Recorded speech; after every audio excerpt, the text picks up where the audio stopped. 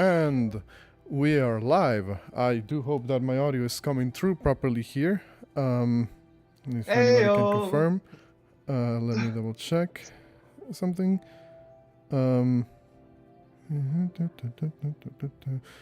I think my audio is coming through. At the very least, it shows my mic moving to some extent. So, well. Yep, it's coming through. All right, very well. In that case, everybody, well, welcome back to Dark Souls: Dirge of Drangleic. And what an eternal wait it has been. Not really the correct God one, damn it. but hey, not really the And correct what one. of Drangleic it has been. Well, what a Drangleic it has. Dirge of been. Drangleic it has been. Damn So, it, Jericho. all right. Well, in that case, well, yeah, it's been a while since we've come back into this game, so maybe a lot of people have forgotten what has been happening if you haven't seen the previous stream. Before we begin, however, a quick shout-outs. First of all, a quick shout-out to Sound Phenomenon for providing most of the background music you're going to be hearing during this sessions and during this campaign in general. Also, once again, Dark Souls Eternal Wait. Thank you, Masmero, for the comment. Well, a quick shout out to Mint Ellis, as always, for the amazing fan art that they have given us for the Dark Souls 2 party. Again, this was made like all the way back at the beginning of the campaign, but like I just can't get over like how quick it was done and how good it looks like. Yeah, Menti has actually been quite busy recently, so they couldn't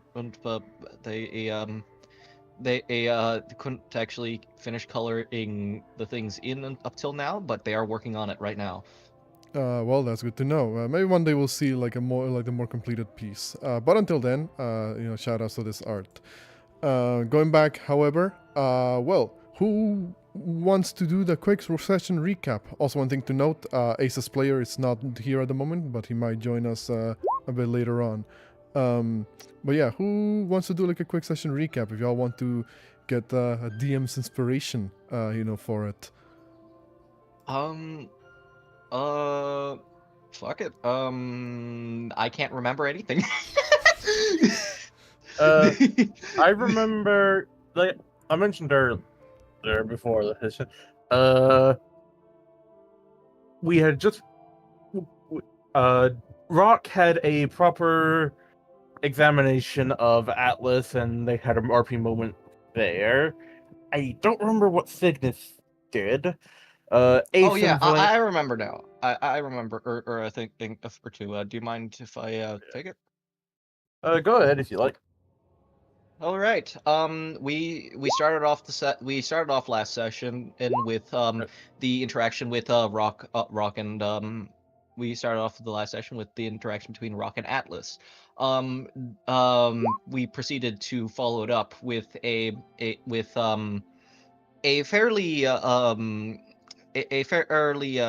decent and we proceeded to do the party proceeded to do menial tasks while also talking with each other and helping build up what's the town's name again? Oh shit. Like the town that you guys are in charge of at the moment? At Majula. Yeah. Majula is the name of the... Majula, Majula, my bad. The party worked on Majula, and Ace sought out Signis and had a conversation. Oh, wait, no. Ace and Valencia talked about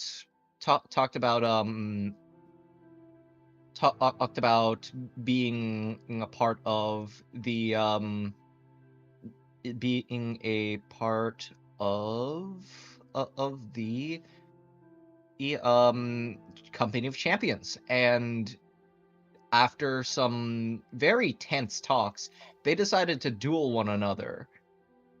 And right afterwards, right after this decision was made, Ace sought out Signis, who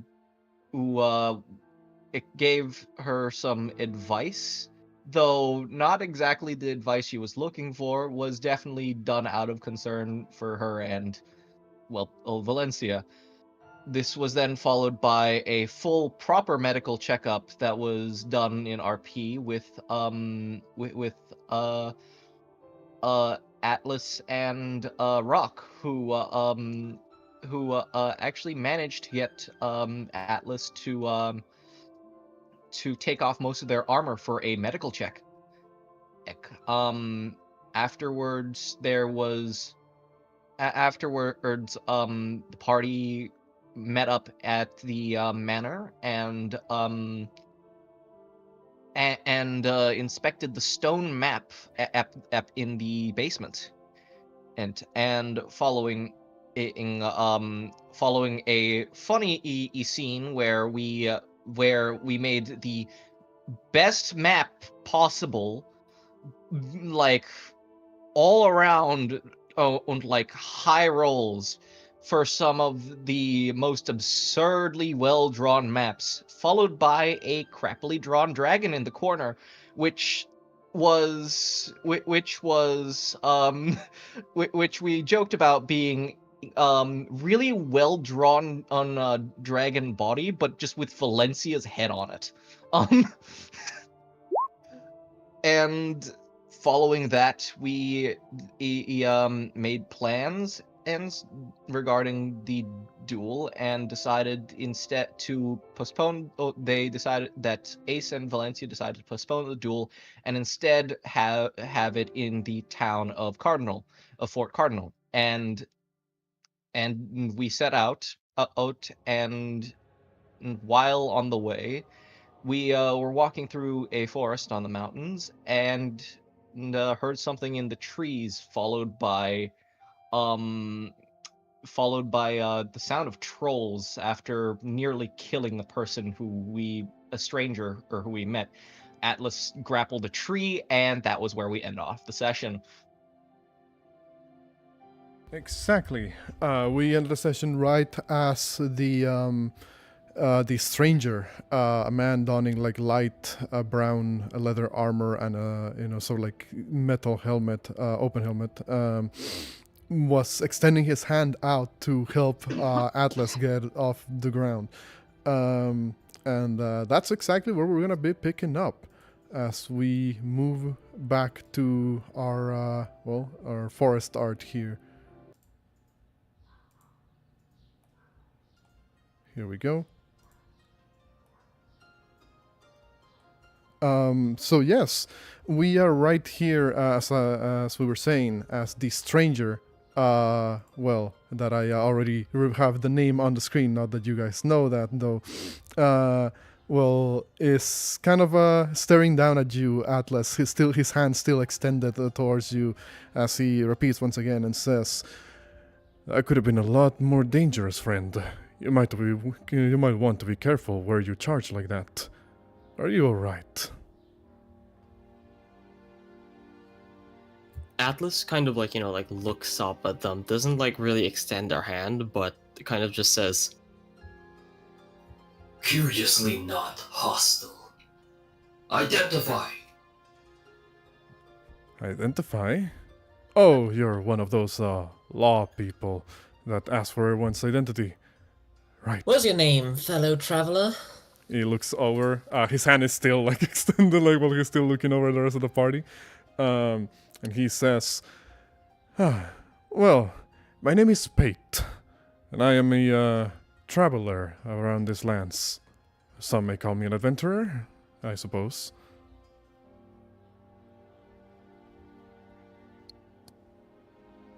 And what brings you here?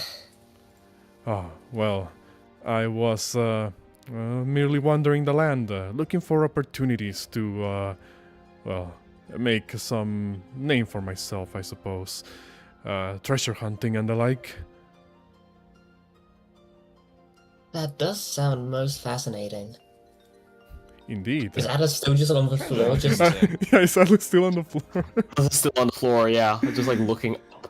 Like you know, like you know the fucking Renaissance painting of like Adam gonna like touching God's finger. It's like that, except they're not even putting their hand up. They're just leaning slightly up. Pate will look over at you and say, "Well, are you going to stay on the ground for the rest of the day, friend?" Perhaps I wish to stay on the ground. Well, suit yourself. To each their own, I suppose. And he just kind of like lowers his hand, looks back at you guys, and says, "You all seem like a very varied group of individuals. I take it you're all traveling here not by mere chance." No, we're going to the city right now. No, the nearby town, I see. Well, you're still a ways away from that, I suppose. What could possibly have caused you to take this detour? This is actually the main path we're taking. Truly? Well, not We're really. coming from a small village right now. There's a village down that path? What's the name of the village again? We've been establishing. We've been establishing it. We've been in working at fixing up Majula. Majula? Not the name of a settlement that I know, but, well, I guess I haven't been traveling around this land for too long. Now, well, it seems our encounter here was quite the incredible coincidence. Since you're already on your way to your destination, I won't bother you too much, but, well, as you probably heard earlier, we're not exactly alone in these woods. Well, the question is, do we want to try and avoid them, or do we wish to clear the path for other travelers, so to say? We will have to be going down this path again, after all. I do believe it is a good idea to deal with this now. And it can help resupply our meatery. As protein is very important.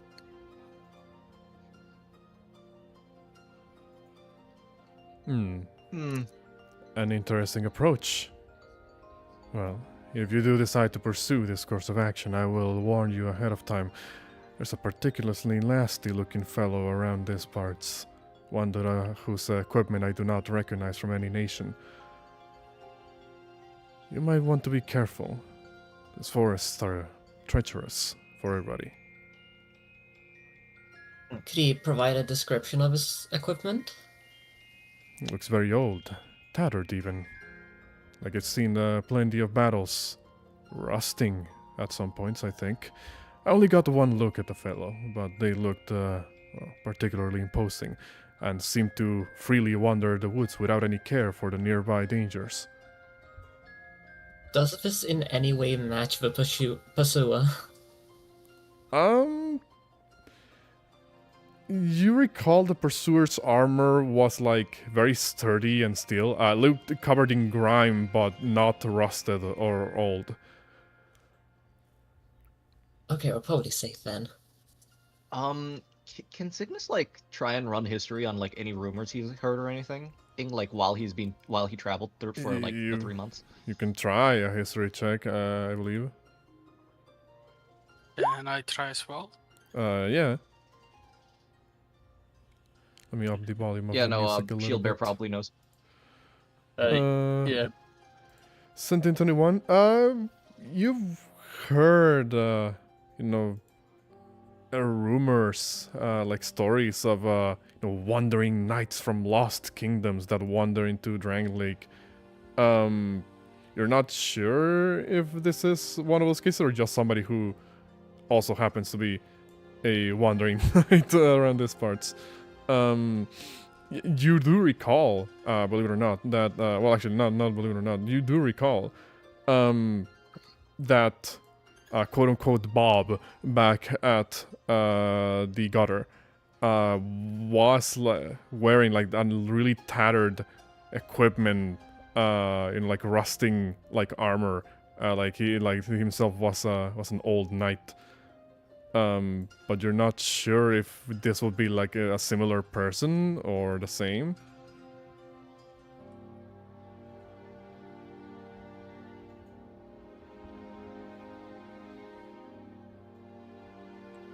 So what will you do?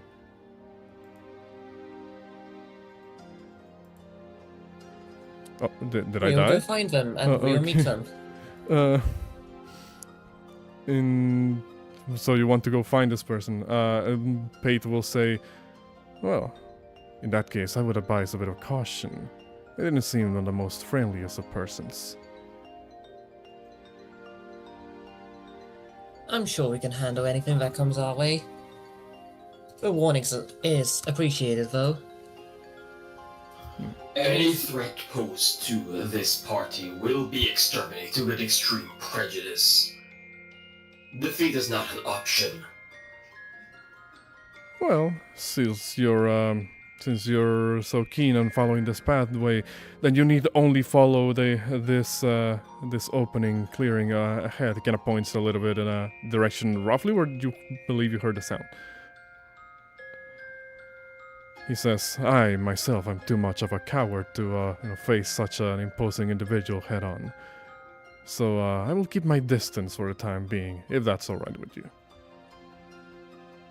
Signis pauses for a second, thinks about it, and says, before everybody starts charging down the path, may I perhaps scout ahead and stay in the shadows to see, just to get a feel of what we may be dealing with?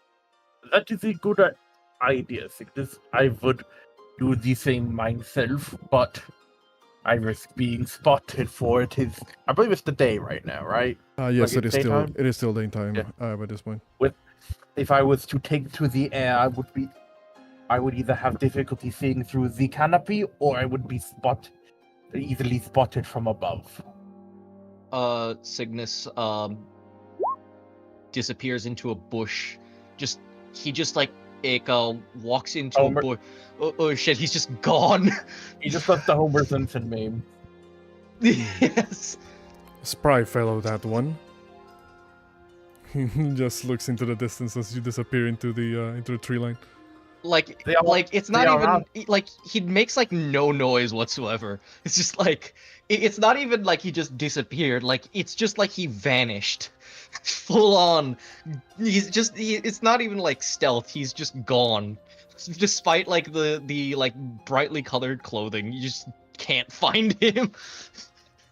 They are quite the ratty fellow, but they are competent when they need to be. I The see. most entertaining one at that. I see. Well, clearly it seems you all have your fair share of individuals to round up your merry band here. You even have some assistants that I see in the distance. He kind of tries to look over some of your shoulders, or heads rather, and to spot like the entertainers way off in like the distance. Yeah, they're probably not used to trudging through forest terrain. He looks back at you guys and says, well, in that case, I will remain here and, hope for your success. He just kind of finds like a fallen tree to like sit down at. Rock will Go ahead. whisper to Atlas and Valencia. Atlas and Valencia. We should be cautious of this stranger. We do not know who they are properly, and if we do end up dealing with the beast, it is best to make sure we do not have a battle on two fronts. Valencia will do a insight check since you're giving us this warning. Does this individual look trustworthy? That individual looks... Well, he seems a little bit... with that check, you believe he's might be a little bit suspicious, but it's kind of hard to read a little bit. His expression doesn't really change even throughout the entire conversation. He remained calm even as, Atlas like rushed forward to tackle him. Like even when Atlas was just on the ground talking to him, still like his expression never changed once. Atlas will kind of like add sort of. It's very hard for them to like whisper or anything, but they do like lower their voice and just kind of say, They turn down their volume slider. It's basically a fucking Vox. That thing's gonna roar. What were you gonna say, Atlas? They seem incredibly in control of the situation, despite coming across a large group of strangers. They are, at the very least, formidable enough to feel secure on their own. That much I am wary of.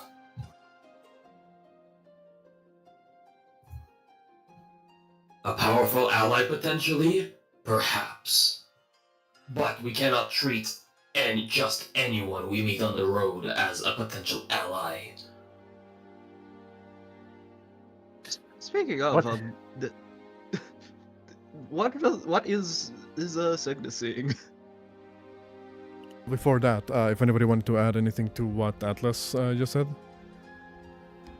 I'm just typing out stuff while we do Okay. Signis' thing, so that way we don't. Shieldbearer, Take would you be doing or saying anything? No, he's just standing there quietly observing, Okay. standing ready for if sickness calls. Pate will look over at you, Shieldbearer, and say, I take it you're the strong and silent type of this group. Oh, he most certainly is. Aren't you, Shield Bearer? Yes, Good. I like to observe and be patient, be kind. Good. In that case, well, I suppose you will be the anchor here. He says he's still just kind of like waiting around. Signis, you roll stealth, you move forward through the forest a little bit. You come up to this slight clearing where there's like a very shallow river running alongside. You will notice that there's a particular site. You do spot an ogre, much like you anticipated, except the problem is the ogre is dead. And you will see that next to the ogre, there is a knightly figure sitting by one of the rocks nearby, and seems to be sitting there like they just got out of a battle, covered in blood. That you believe may have belonged to the ogre. Will be coming roughly from around here. So this side of the river, from the other side, basically. You don't believe the person, has seen you, as they're just kind of like resting motionlessly against the rock. Signis seeing this has Signis seeing this like sort of quietly contemplates how far away from the party is this? Like, how long would it take for them to reach each Signis if things get sour? Like a minute, if that. Like, it will be pretty quick. Signis is just gonna watch them for maybe like a little bit longer before he tries to return to the party. And can I roll another stealth to see if like he can just basically he do the hey guys, how's it going, like fucking manifest behind them shit? You can certainly try. I was willing to horseback. Yes, and the terrain permits.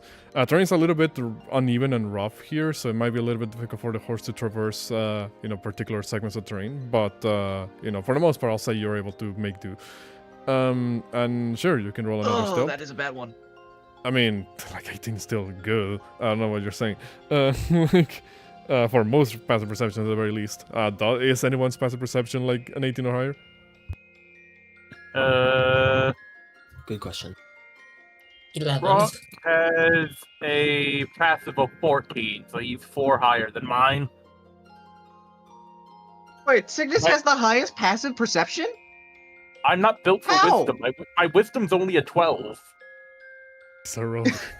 I'm intelligence. I mean, I've played rogues that don't have that have passive perception. That's because I'm an idiot.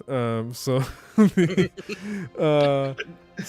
Remember, Nathan, you have like a fuck ton of proficiencies and expertise and everything.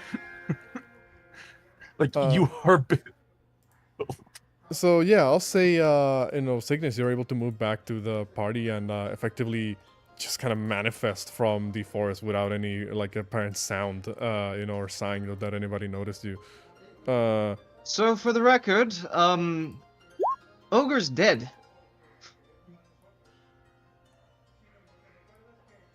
And the knight? There and having killed the ogre.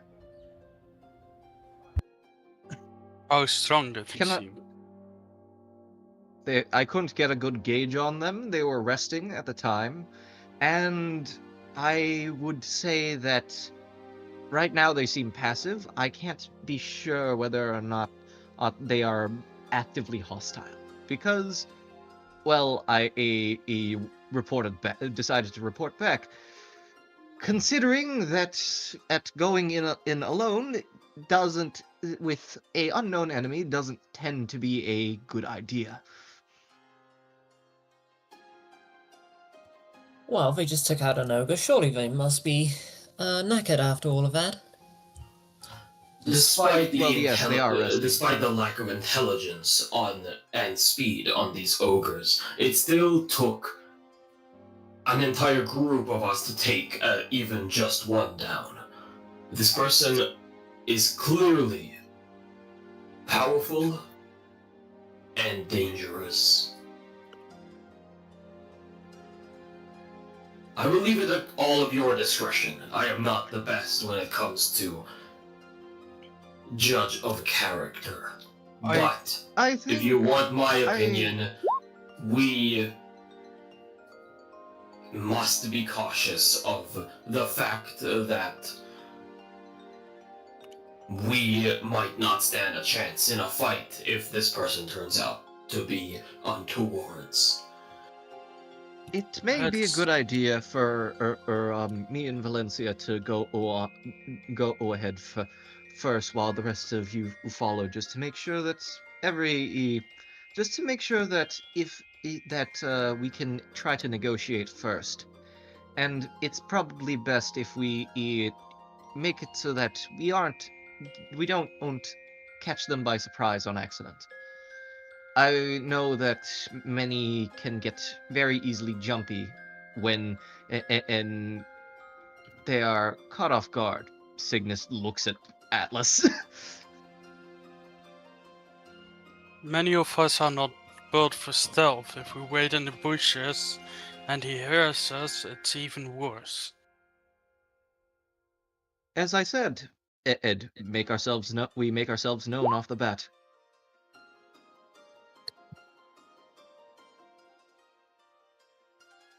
So long as they don't know where our convoy is, I Fine. think this is fine. Hey, before you go, Rock would also offer, before we engage Signis, a drink, so that way everyone's properly hydrated. And I posted some flavors of tea. Honey tea. In the thing.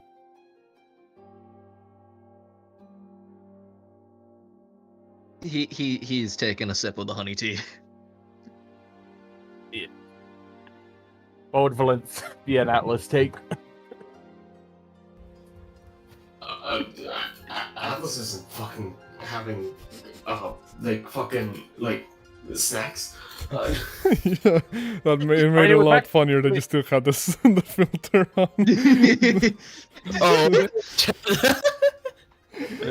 That's before we were engaging in combat. This was like for Atlas and Valencia. This was back when we were just kind of waiting for Signis to come back.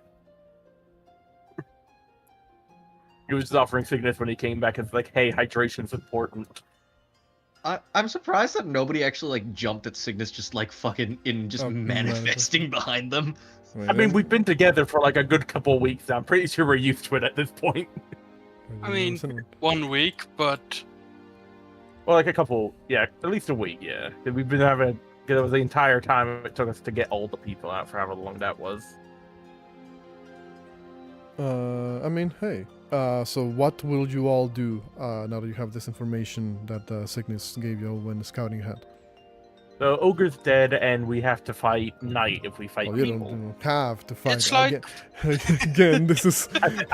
I think Okay. if. That's why I said we have to fight the Knight if we're fighting people, because the Yeah. ogre's dead. I was gonna say, like, remember, this guy, you guys took a detour from the road you were already following to follow the sound of the ogre.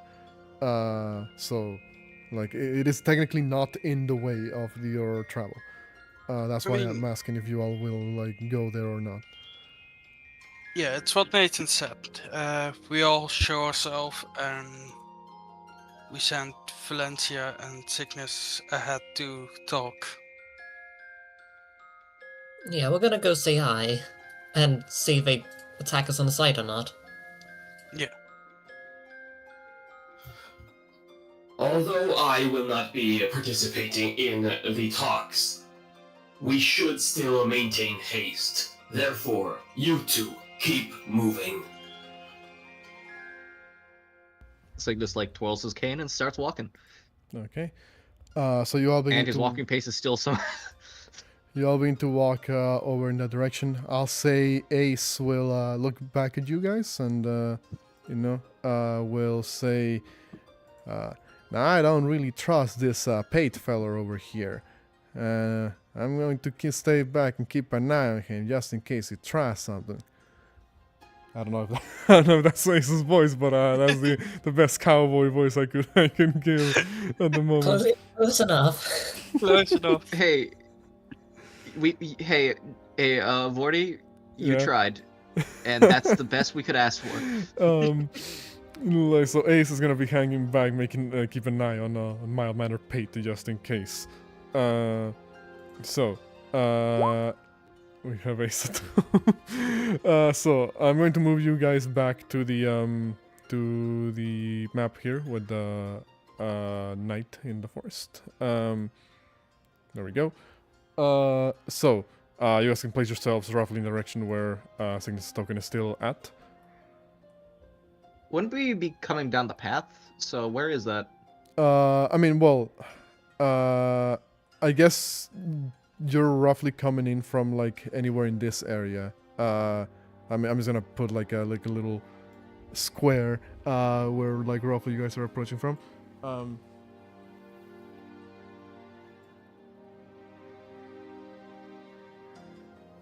Like anywhere in that area you guys are like approaching from. So like you can Yeah, place I'll yourself keep- down I'll- in there. I'll maintain the high ground. Okay. I'm a Um, ranged character. Uh, I'm both more range. We're but trying to range- seem non-threatening, and you just picked a sniper position. I mean, Rock's keeping an eye. Like, no pun intended, bird's eye view. Also, it's not good to be clustered. We don't know what. We've never fought one of these things if we do fight. So it's better to not be all in a group. We don't get AoE'd. Turok summer farming. I hate that that's just become like a saying that we're starting to use almost unironically. But hey. You're using it ironically? Wait. Like- Damn. No, That's a quote for the I thought ages. y'all have been using it ironically. That's how much we've been saying it this recently. What's it called? But anyway, modern lingo aside. What will you guys do once you walk over in this direction? Again, the individual doesn't seem to have even realized that you're there. Hello there, stranger. You call out, and for a moment, the individual doesn't move, or rather, it's very slow to move. The individual kind of like slowly begins to raise his head and then turns over to you guys.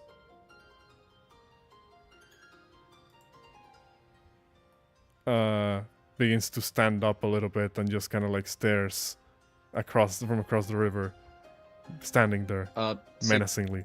Signis Signis holds up his hands in the what's the thing again, unarmed, I am unarmed sort of like pose, the one where you like hold up both your hands, like hands and palms open, just so that like somebody knows that you're not like holding weapon. And Just like don't shoot easy gesture. yeah, easy there, easy there. That's quite the Um, ogre you fought, Vamus. You alright there? Good sir? The we don't mean any harm. individual stares at you, kind of like not saying anything. You see that it kind of like looks back at the ogre, and then looks back at you. You see at this point. Actually, let me just roll something real quick, just to see what his armament is looking like. Oh god, this is an unavoidable fight, isn't it? I mean, I was no, you don't know. I was just trying to see what weapon he's armed with. You do see that he has like this this spear strapped to like their back, that's still dripping with like the blood of the ogre. The individual like stares at you, and you hear like this sort of like, not like a hiss, but kind of like a breathy, like sound emanating from the individual. You notice that, in much like how Signis confirmed earlier, like lots of old wounds, including arrows that are still sticking into like their body, that they haven't really bothered to like take out of their arms or legs. The individual looks back at you guys and kind of in that same sort of like breathy sound, this what a scratch, in a sort of like breathy sound, the knight seems to not really like say anything, but you guys start to feel some form of a message, I guess, that is coming across. You feel like this sense of of longing, of nostalgia, but like in a very intense way. And you see as the individual kind of takes a couple of steps forward, shambling steps actually, as their legs don't seem to be like even fully functional, or maybe he's just pretending. The individual moves all the way to the edge of the river here, and it's chivalry positions. The individual Just gonna sit on this rock. moves all the way to the edge of the river here, versus full of prank like the clown channels, like from like 10 years ago. I never remember those. Anyway, the individual kind of like looks over at you in their direction and seems to still just kind of be staring at you. Do you guys do or say anything? Gilbert just leans against the rock. Hey, we're not here to harm you or start a fight. We are just travelers making our way across. We just wanted to know if we could be of assistance to you. The entity still also like gives out another sort of like breathy sound, and again you feel like I guess like the feeling of tension begin to be like prevalent. Commander, this person is clearly out of their mind. Give me the order to attack. Hold on. Signis Signis Everyone uses like back off slowly. no. Signis does like actually make the like military call sign where he just like it gives like the call for hold. Okay. Probably depends on how universal that is. They do hold. But Also, Valencia was about to say something. Is everybody stand back? Valencia's gonna tell everyone to just like take a few steps back. While that is fair, Signis is also Signis is like not wanting to make it seem like he's like he sees him as a threat because then he might assume like something bad, and so like he's gonna look at Valencia if like to say like, you sure you don't want me at least here? You can stay up front. Atlas does like take a step back, but you kind of like do hear them like before they do just kind of say, You are making a tactical error, but I promised I would stay in line, so I will. Yuba is actually gonna sign to you stand ready to attack. Just not noticeable. If you get what I mean. Just yeah. have like everything ready. pulls out the bear paw, just starts like starts throwing in bear gang signs. I mean, he does it behind his shield to make it. I really hope Atlas can see that 50 feet away, like I mean, between foliage and horse. You're looking to Valencia, so I presume you can. Yeah, I mean, I would think so. It is. I just kind of find it funny that you're trying to do it past like a horse. He's a tall guy. Yeah, true. Does the sensation of tension go like lessen after we back off? Not really. Or... Damn. I think Bros just wanted to stab a bitch.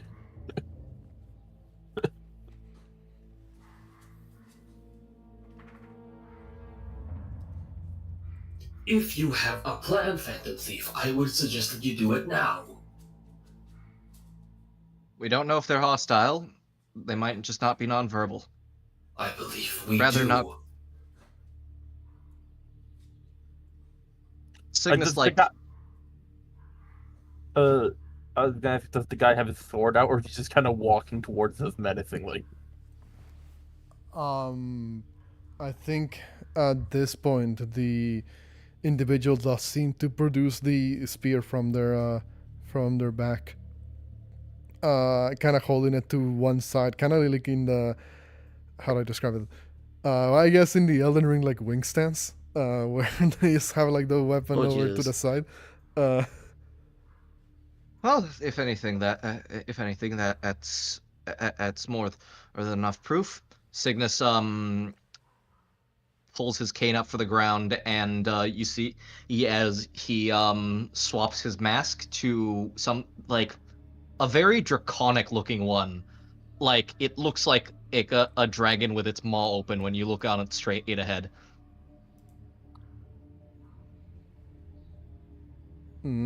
Okay. And in that case, what is the plan here, y'all? First we're just getting. Rock's gonna be pulling out his weapons. Can I dash at him? Seriously? Yeah. What? He is actively grabbing his spear. Shilba's top priority is protecting everyone. Signis is grabbing his weapons, right? Or did I misunderstood what you said? He's being in what's it called? He's gone from trying to appear non-threatening to more of defensive. Rather, he's not actually pressing the attack. I mean, Can I? If That's none still- of you are speaking, I will begin the fighting. go, Shilber. Shilberg is gonna dash at him. Okay. In that case, I need everybody to roll me initiative. Right, I'm going to take my ready action to Scorching Ray him. Go Yeah. ahead, and I need to roll a d100 at the start of Can I combat. Go ahead. Dash then? Sure. Alright, so Anyways, we're fine against. for now. Let's make that strength contestant. Let me see. All 3 will hit, and Atlas Sick. and the Hide Knight will make a check. I'm just going to switch between, for the combat music here. Oh, that last one is so upsetting. Oh yeah. Okay, Jared, why don't you roll? You rolled a 5, a 4, a 3, and a 4, and then a 2 and a 1. Good average. just- Good I job. guess. You just steadily went down. Oh boy. Hey, such is my curse. Alright, so athletics check from the Hide Knight. Yeah. Let's go against the wall. Well, I guess you're up here. How far are you pushing him? Yes. Well, all the way down there. All the way down to the wall of the Stop, ravine. Okay. let me show this. Yes, Yeah, like 20, this. 25 feet over there. All right. Actually, is the water difficult terrain? No, like I said, it's a very shallow river. It's not even like. Even if it was, I dashed for a reason. Okay, no, that's fair. I mean, I would say shallow water is still difficult terrain. Like, have you ever fucking tried Yeah, like, it's walking across it? I mean, Signis if you want me is. to rule it as difficult terrain, I can. Like, you know. But, Like how shallow is shallow? Like if it, and he's going prone. Alright, yeah, yeah, if church. it covers your ankle, but yeah. But if it's just Signis is actually gonna yell like, to shield bearer, or once you can, get out the way. And he's ready. Okay, so it takes Just- 14 bludgeoning. Yes, and he's prone. They could be hollow. You strike at them, shield bearer, hearing like the sound of bone cracking. The arm of the Hide Knight like smashes against the wall like at an odd angle and snaps. You see as the knight, while underground, looks at their broken arm, and then seems to readjust the bones in their arm. Oh. Right. Jesus Christ.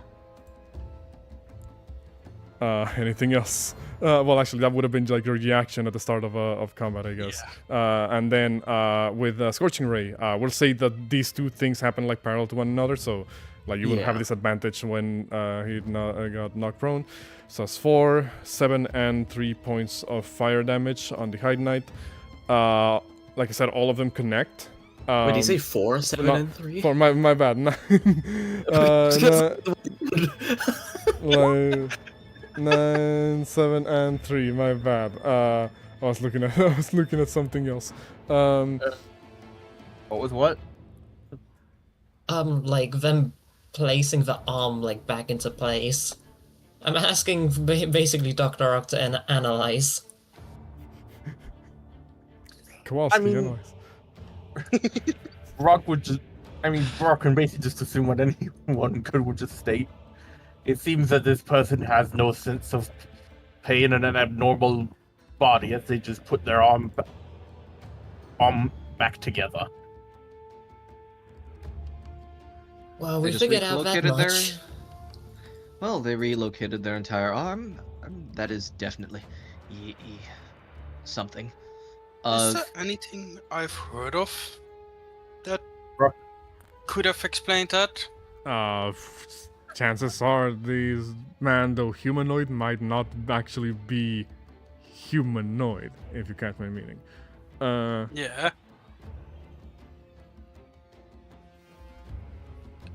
That's most I can say. What's it called? You're free to come to your own conclusions of what that means. But yeah, we begin initiative proper. So Atlas, you're up.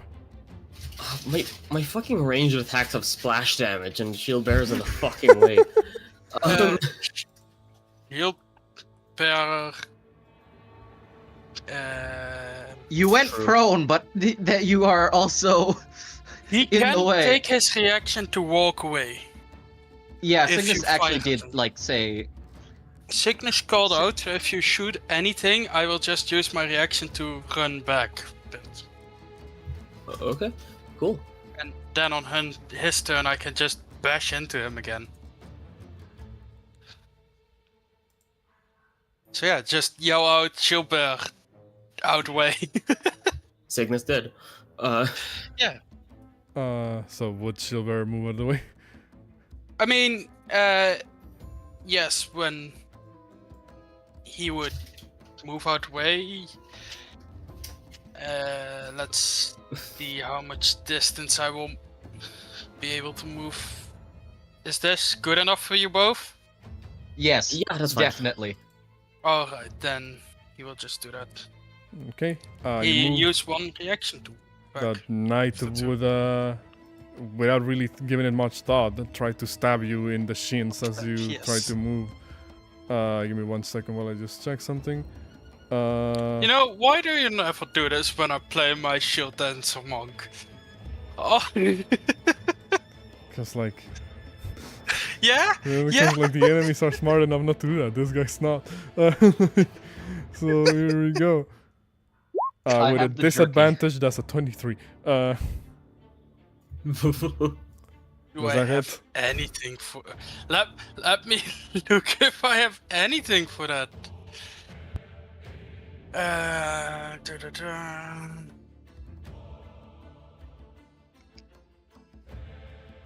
Let me see.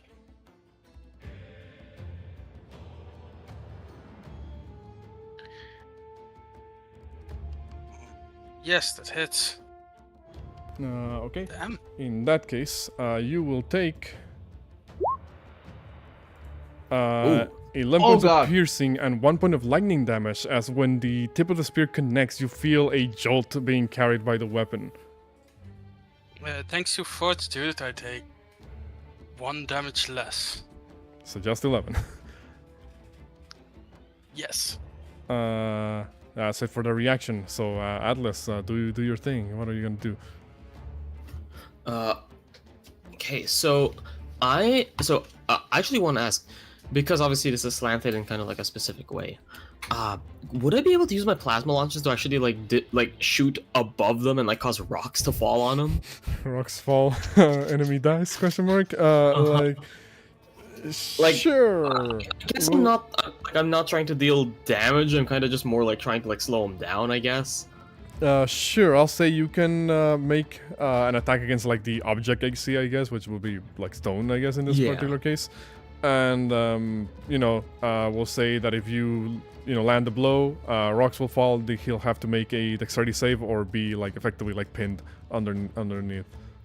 Okay, I will make 2 attacks then, as Atlas is going to just aim and fire. So that first is one will a- hit. Yeah.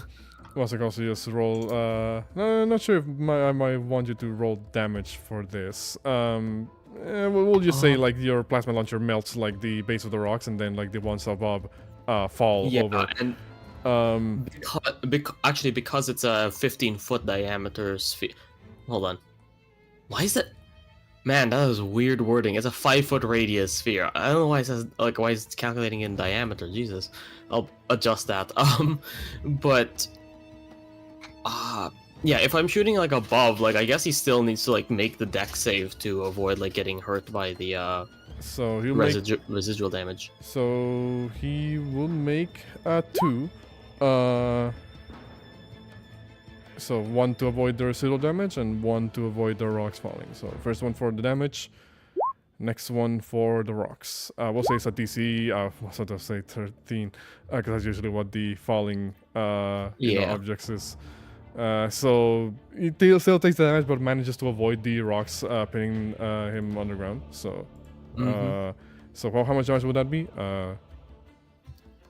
2 fire 2? damage. 2 points of fire damage. Seems like, despite you guys dishing out like a lot of punishment, this man doesn't show any signs of being like hurt. Not even like shit. blood, actually. You're not sure if this guy can bleed. Man, he's like literally hollow. Oh, actually, because I have a mastery, my second one still will deal a little bit of damage to him.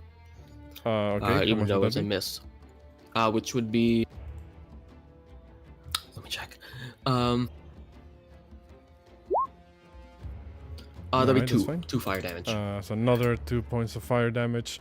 Again, the plasma kind of impacts on the back of the wall, getting these detonations. Rocks fall. The individual's able to move out of the wave of rocks, but the fire still reaches segments of its armor, or the already damaged armor, causing him to be to be even more scorched. My bad. Anything else, Atlas? Assessment proves that even though cerebral capacities are compromised, battle muscle memory is still intact. Proceed with absolute caution. Okay. In that case, Signis, what will your turn? Signis is going to run forward. You actually see like after Signis puts on the mask, as he's like running, like flames start like spilling from the edges.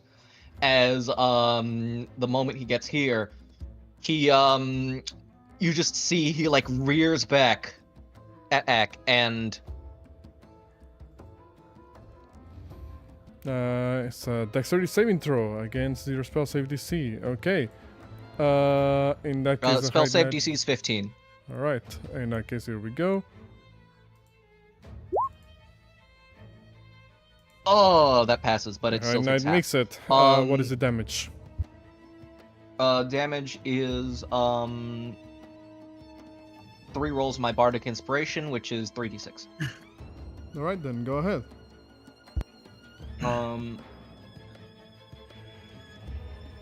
That's halved.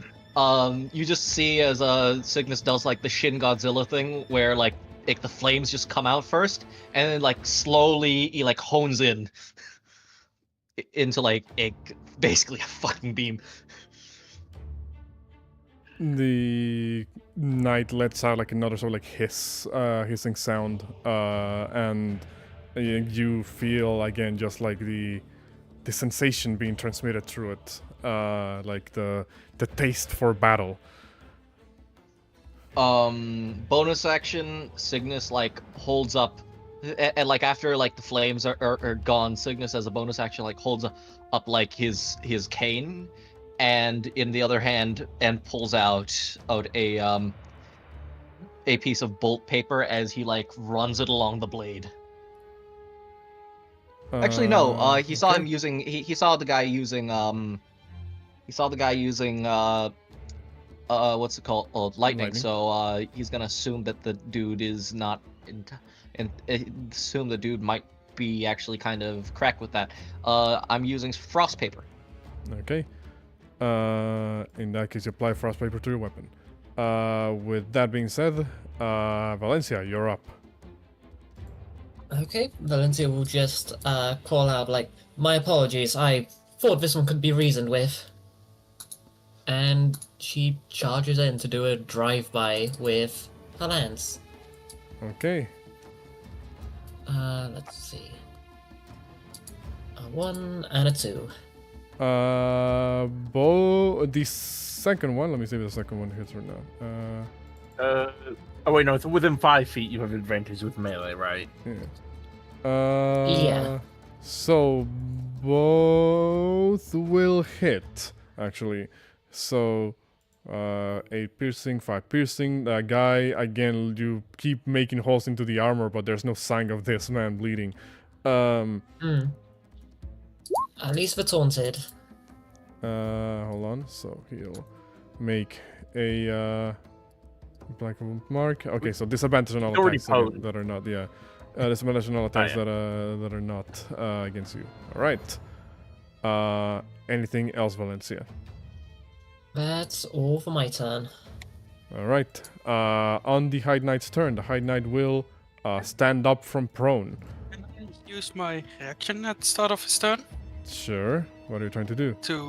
Well, when he's prone, I will dash into him again. Oh, okay. I would rather. I'd rather you not, because unless you have another reaction, then I can't bomb him, because then I'll hit you.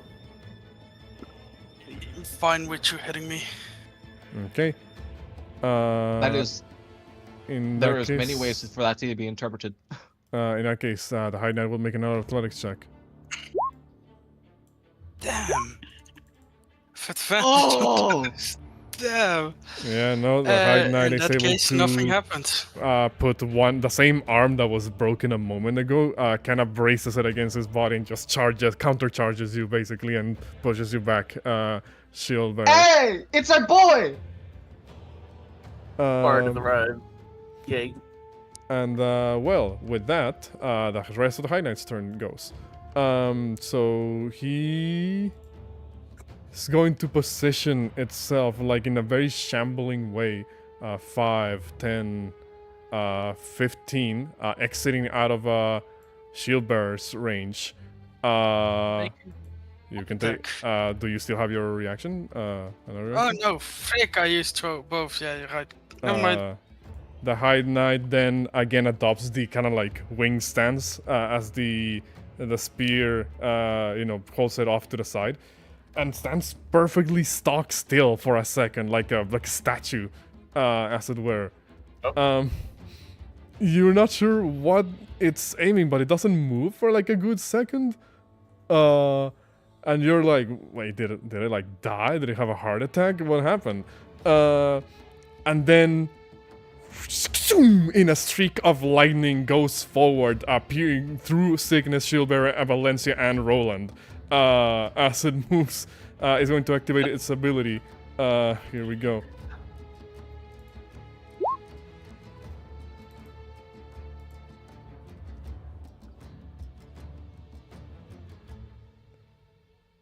It's going to activate brazen attack. I need everybody in that line to make me a dexterity saving throw. Oh, that is ass. Which line? So it's going to be, like I said, through Signa, Shieldbearer, Valencia, and Roland, all the way across. Okay. Oh no. Oh my god. That was a 5. Wait 1 second. Oh no. Oh no. No, I have things for dex saves. No, right. Okay. No, Roland. Can Roland make a dexterity saving throw? They rolled a 5. Oh no. Oh no! Well, you guys see as the Hide Knight, again in this lightning fast thrust, seems to go past all of you, ending on the other side, ignoring opportunity attacks as per the ability. And you guys feel like in that, like a half-second delay after that lightning fast movement, and like the surge of lightning and piercing, basically, damage rounds down, I believe, yes. And you, those of you who failed take 13 piercing, 20. 7 lightning. Those of you who succeeded take none of that.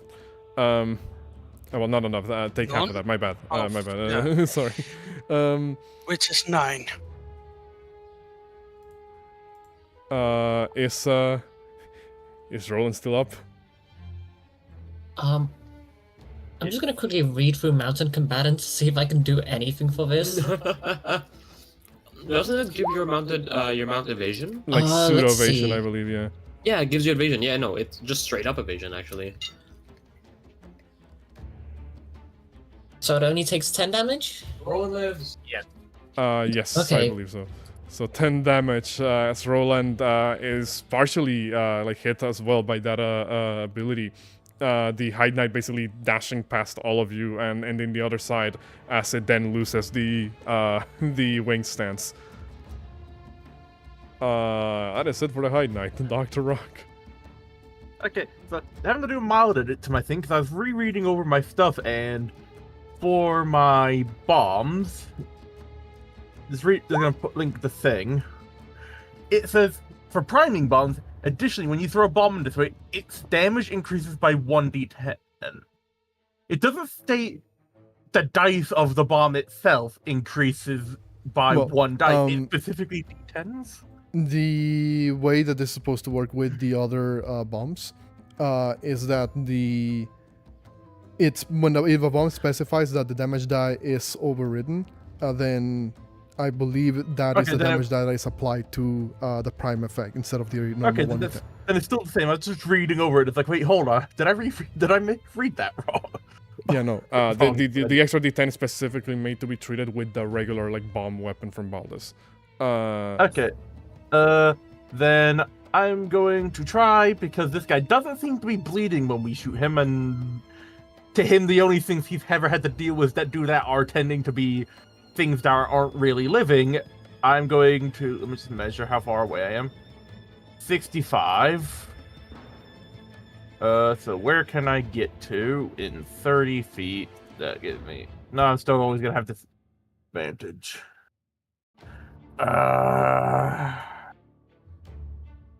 Does bombs have a range of 30 to 60?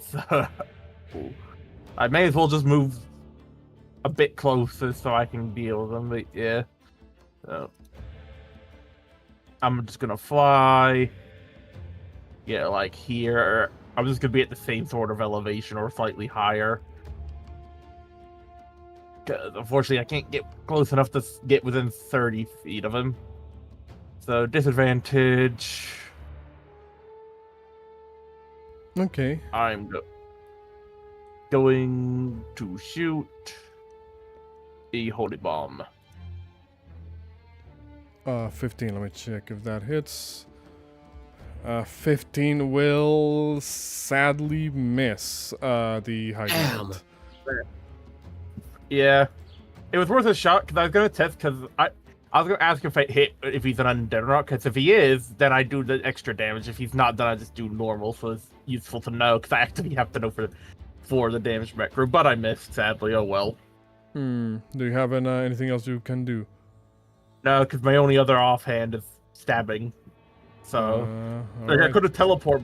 Like if I have my able to use a teleport bomb, I could. But if I did that, then I wouldn't be able to use another bomb. Like So- do remember you can also not do like call shots with the bombs. You can just throw them in the area, and hopefully the AOE can also try and damage them.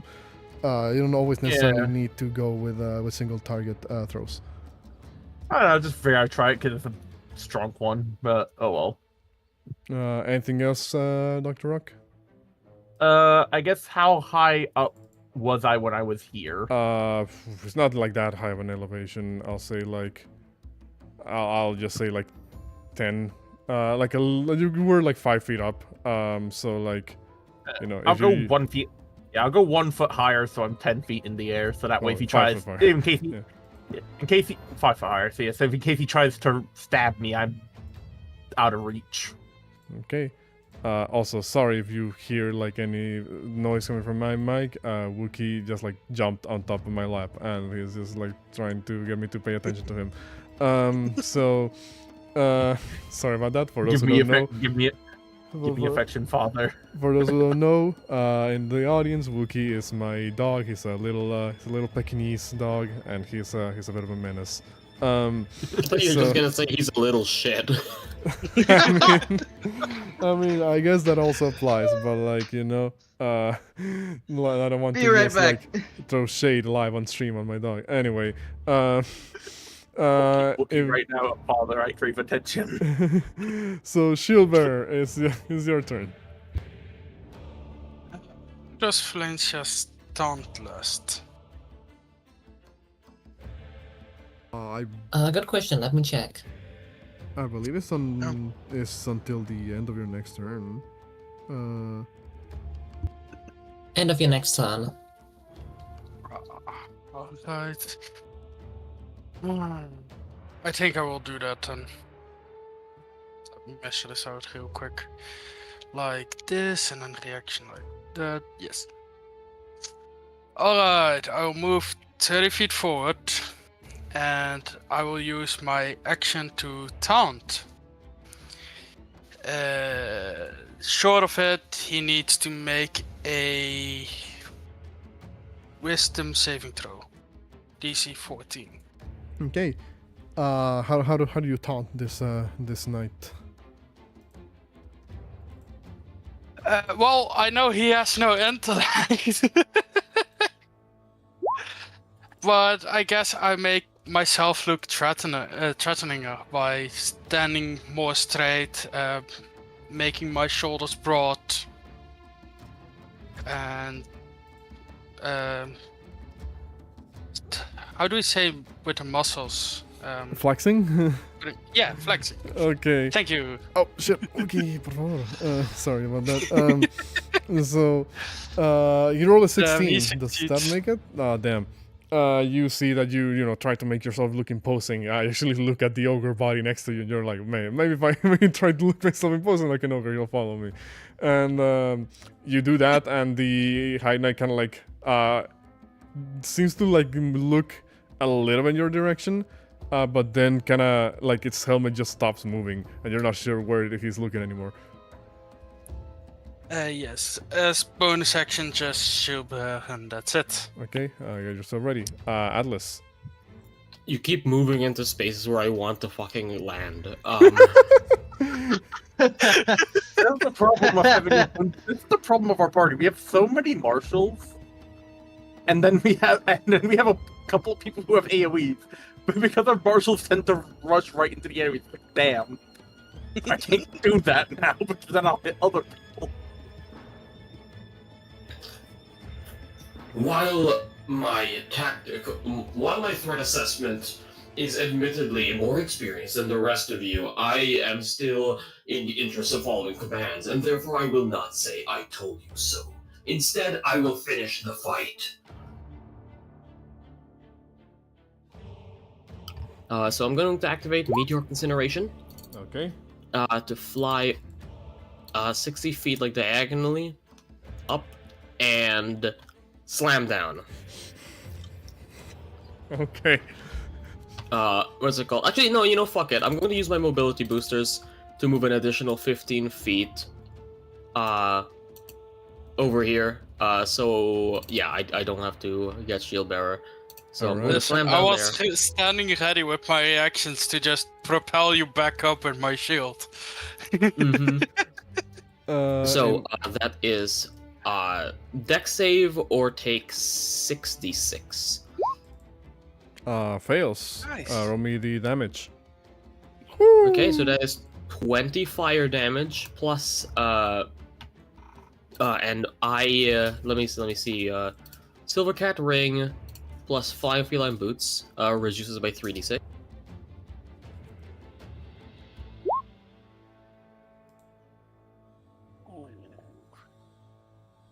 And then I have that. So what's 6? What is that? It's 8. I take 8 damage. Exactly. So, Meteor Incineration. In that case, flies up, slams down, and were you gonna do something else? 'Cause I still have attacks. No. What I was gonna ask is, how do you want to take down the High Knight? Oh, well, Atlas said they're finishing the fight, and they fly up, and like as like this, like the cloud, like the like the fucking dust clears, like you just see well, describe what the rest of them see, Vorti. What everybody will see is that Atlas flies up into the air, fire streaking around their armor, and then comes down, as usual, like a meteor, strikes down in the ground, and this ring of fire expands, like consuming this entire 10-foot radius around Atlas. You see that, in an instant, the area is now just like scorched earth operations, and when the smoke clears, when the fire clears, well, there's not really a lot left of the Kite Knight. You see as the armor lies scorched, basically falls like knees first into the ground, a layer of dust and ash exiting from the armor seemingly, as you just hear like this echoey howl, basically. And the High Knight seems to expire right there and then. The individual no longer moving. with that, we end initiative for now. Slightly disappointing.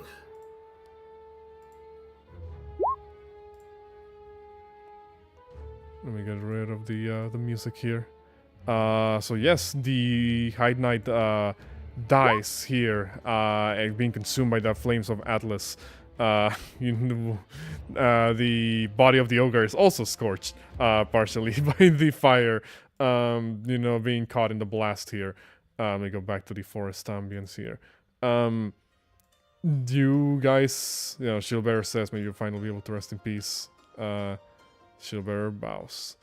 The knight individual seems to again be like stuck in that final pose as they are on their knees.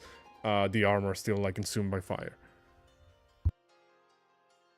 We're all kind of looking at it and go, well, there goes my plan for an autopsy. As he will fly his way down. Atlas will kind of like, look at Valencia and Signis and just kind of ask, well, not even ask, just kind of say, Well, the threat has been dealt with. Shall we continue on to the city? Yes. Yes, we shall. Let's see. 1, 2, 3, 4, 5. Rock, look at everyone's state. Before then, there's something that we must tend to, looking to the 3 people and the horse that have a stab wound, and Atlas who's just fallen from the sky, and everybody being mildly hurt. He's gonna, if the party lets him, he's gonna take a bit of time to brew some potions. Wait, no, I'm pretty sure I brewed some in advance, I think. You're right. I must take Roland to Farn immediately.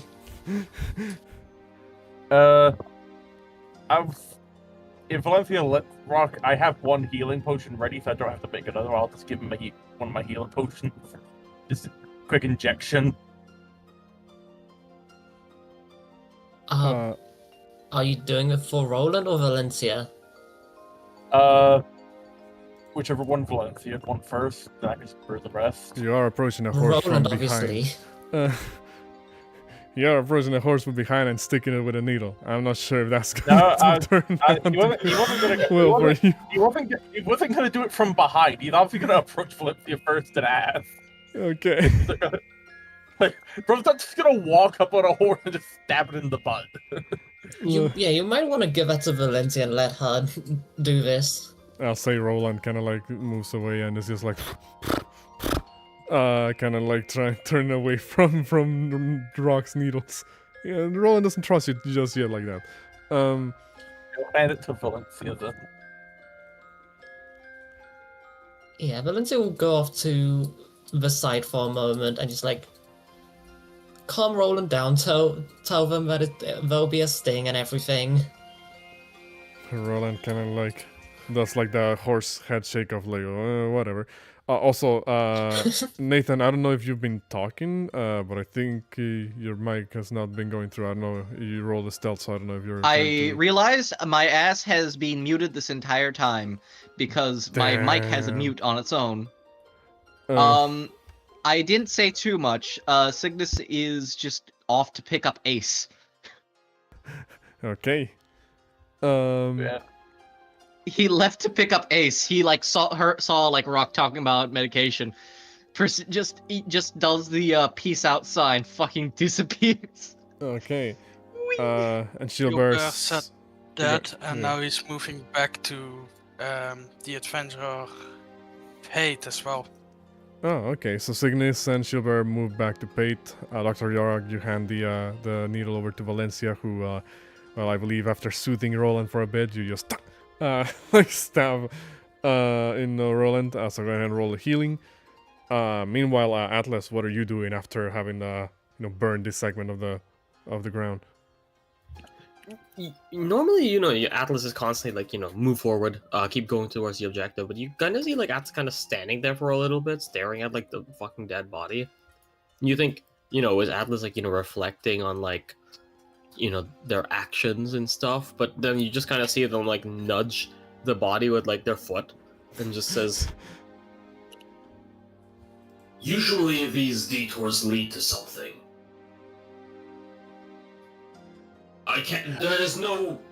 There is a very low chance that I just destroyed this person and nothing else will happen. Well, we were hoping to get some information out of them, but...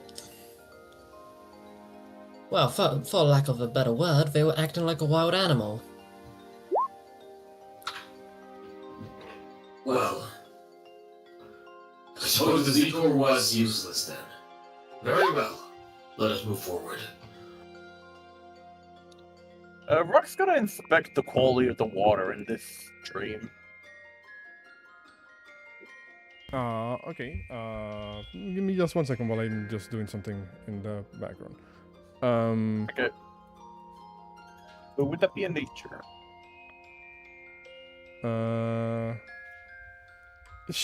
Yeah, it'll be a nature check.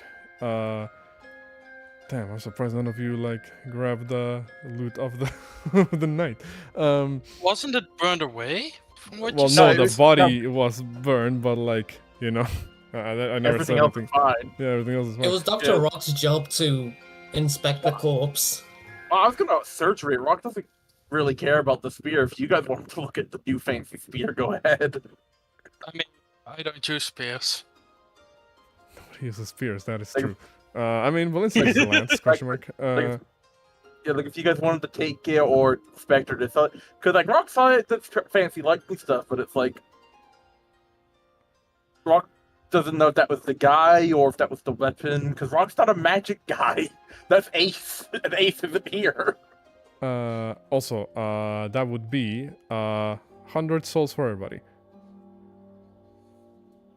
Sick. Nice. It was just a random encounter, like I said. Cool. Hey, tower, extra souls. Alright. Do we see Ace picks up the spear? I mean, you all can hand Ace it. isn't even here. Y'all can Ace hand Ace it is over.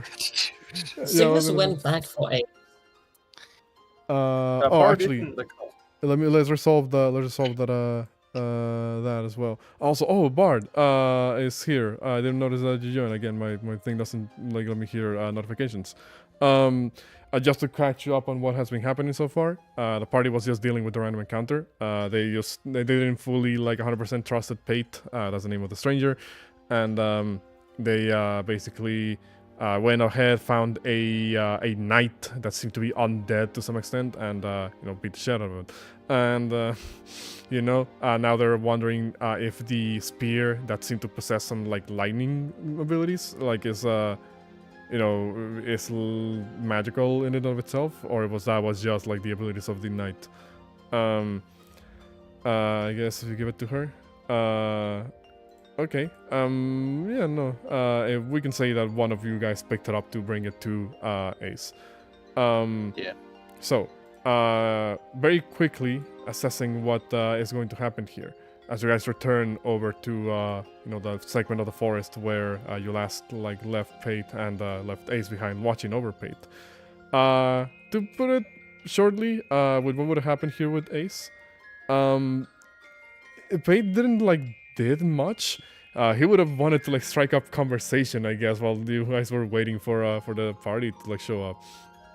He would have said something like, "Your look is most unusual. Where do you hail from, friend?" Whether Ace would have engaged in conversation or not, that's up to you, Bard. Bard is typing in our Discord server. So it's not gonna show up in the Roll20 chat.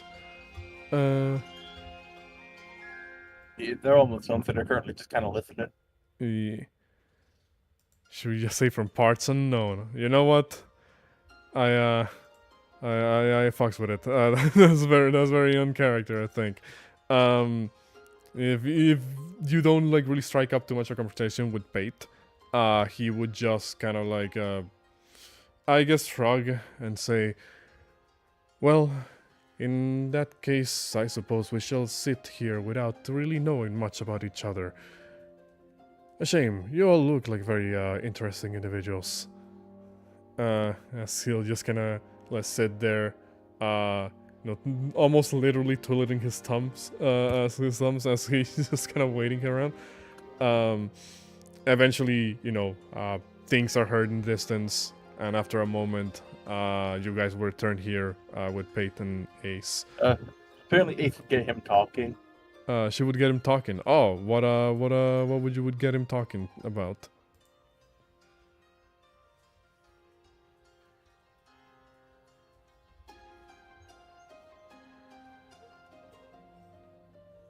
Bard is typing. As his deal was from. His deal, he would say, my deal is that I'm a thrill seeker, you could say. I am looking for treasures, adventure. Wandering the land, however I please. The life of a drifter, I'm sure you will understand. And where do I hail from? Why, I'm from right here in Drangleic. From a village of no renown. Not worth mentioning, to be completely honest with you.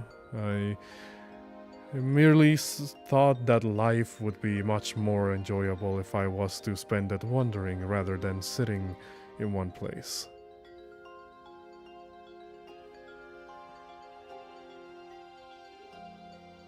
Damn, Ace boyfriend. She not respect the fellow drifter, but he'll say though, I would be careful if I were you. I've ran into a lot of unsavory individuals out here that would take advantage of my trust. All sorts of kinds of ill-gotten gains, so to speak. Now, just between the two of you, I think you and your team, well, they are different. They're different from you or I. I'll say keep an eye over your shoulder. Not to distrust them, obviously. They seem like kind enough fellows, I would assume. But, well, you know how it is. Sometimes our closest bonds are the ones that are broken the most easiest. At this point, The thing is, Signis has like a stupidly high movement speed, and he left like first. And he also rolled a stealth, so I think like just like, what are you guys talking about? Just like fucking Kakashi pose in a tree, not Kakashi pose, Itachi pose. are Who's in a tree? necromancers a known thing? Give me a history check, Shilberg. There's just actually a bit of a thing there. So Signis will appear. What are you two talking about? Pate will look over at you again, his expression unchanging completely. He'll, in my first time running into Bushwhackers, won't be the last. That was a 26 in stealth. Like, hey, Signis should have just basically manifested. How the fuck? 8 smokes. So you would walk into like Ace lighting up a cigarello and smoking. Pate will look over at you, and again, it doesn't. Even if it did caught him by surprise, like he clearly is good at not showing if it did. Like he will just say, "Oh, you're back. Is your team coming as well, or did it die?" Yes. We dealt with the Knight 8, and I will say, they attacked us on sight, so maybe they're one of those hollow things that we've heard of. Interesting. At this point, the rest of you will come up from the woods. Yeah. How did my 23 nature to the tree go? The water seemed pure enough. If you go a little bit further down river, like there's segments where like the blood of the ogre has kind of begun to seep into the water, but a little bit upriver, like you're able to see that it's just kind of seems to be still fine. Rock would basically just say he'll refill all of our water supplies before we go. Okay. Because we got fresh water for you. Also, yeah, sorry, a 4, sorry, like Silver, you might not know a lot. There's rumors of people that may be like dabbling in like dark magics, but like you're not 100% sure if those are like true or not. Yeah.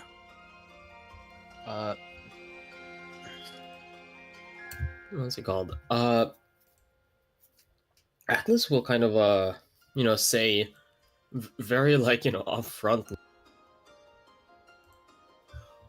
Because it has been sufficiently proven that my initial suspicions tend to be quite correct. You, Pate, as it was. Me. What are your true intentions here? I am still suspicious of you. Your calm demeanor strikes me as one who is in full control of every situation that they are in. I would dare say that if all of us tried to jump you at the same time, you would prove an excellent combatant, even against a party of 6. Signis like looks at Atlas like, why the hell would they tell you that? Not like actually saying it, but like you could just sort of like tell the expressions, just like, it's like what exactly gives you the impression that they're just gonna tell you if they actually mean us harm? You comply. You will tell us exactly what your capabilities are, or you will be scorched into the earth like the last one. I suppose if this is a situation where I'm under duress in order to answer, I have no choice but to do so, huh? No, the reason why I'm calm is not because I'm confident that I can take you all out. It's because I feel safe that you guys are here. You all look like very capable fighters. I knew it from the moment that I saw you. I knew that I was in no way in danger while you were around. At least not in danger of the forest. Though I am starting to reconsider if I'm in danger of you. Signis is gonna insight that. Atlas kind of like look like kind of tilts their head, like they're like the antenna on their head kind of looks like slightly like like tilts like in kind of confusion and just kind of says, "Comply. Are you an idiot?" I'm gonna roll insight on that if that's fine. Last I Comply, checked. are you... Atlas, comply, are you head empty or not? Answer the question.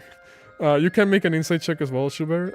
See if you can like discern like how capable of a fighter he is. Damn.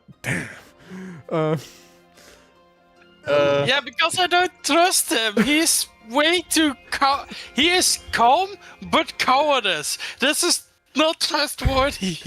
Is mild-mannered. I just figured I'd try, because Rock's not really here at the moment because he's not filling water. I just figured I'd roll for the sake of I'll say you're like I do coming have back proficiency. right as this conversation is happening. Well, I this is, figured... also, Yeah, but he said he was too scared. what's it called? So, Signis. Well, there's only one thing at a time. What so about Signis. Signis? Well, He no. rolled a 20 fucking 1. Yeah, that's what I say. Like, there's only one thing at a time here. Signis, you were trying to see if like he's like bullshitting you or something to that effect. What were you trying to discern specifically with your insight?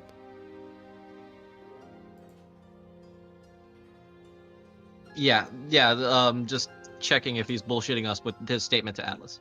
Ooh, I think I'm like super delayed. Atlas asked the question and he responded, and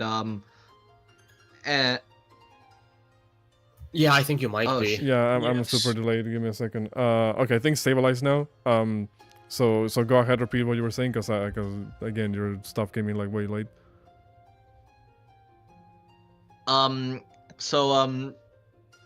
Atlas is asked the question, and Pate responded. Signis is trying to discern whether or not the fucker's lying, because That like, he's feeling that's a pretty safe good when tell you whether guys or not. are around. Yeah. You can tell that Oh, with that insight check, you feel like how do I word this? He can take a son. That was the same answer, right? Is not his type. Is a weasel. Yeah, exactly. Like Var just said. Like you can tell he's kind of a weasel. Like he knows when he's out of his league, and maybe just kind of like accepts like, oh, there's really nothing I can do at the moment. With the insight check to determine if he's a capable fighter, Valencia Shieldbearer. Well, obviously Shieldbearer and Rock are not like 100% sure. Valencia, you believe. He's capable in the sense that he probably doesn't just rely on brute force. His specialty lies probably somewhere else. In getting out of situations, perhaps? You believe so. That's my thing. He is a sneaky fucker. Pages. Okay.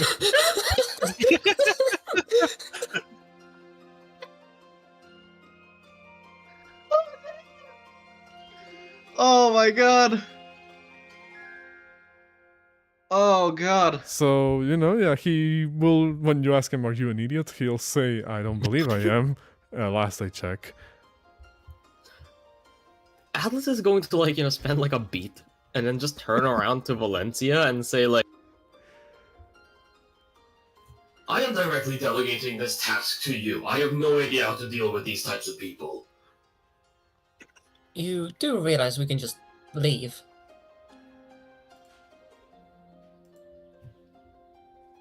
Valencia just... Let us keep moving. Yeah, Just the awkward pause of you realize we don't have to talk to it, right?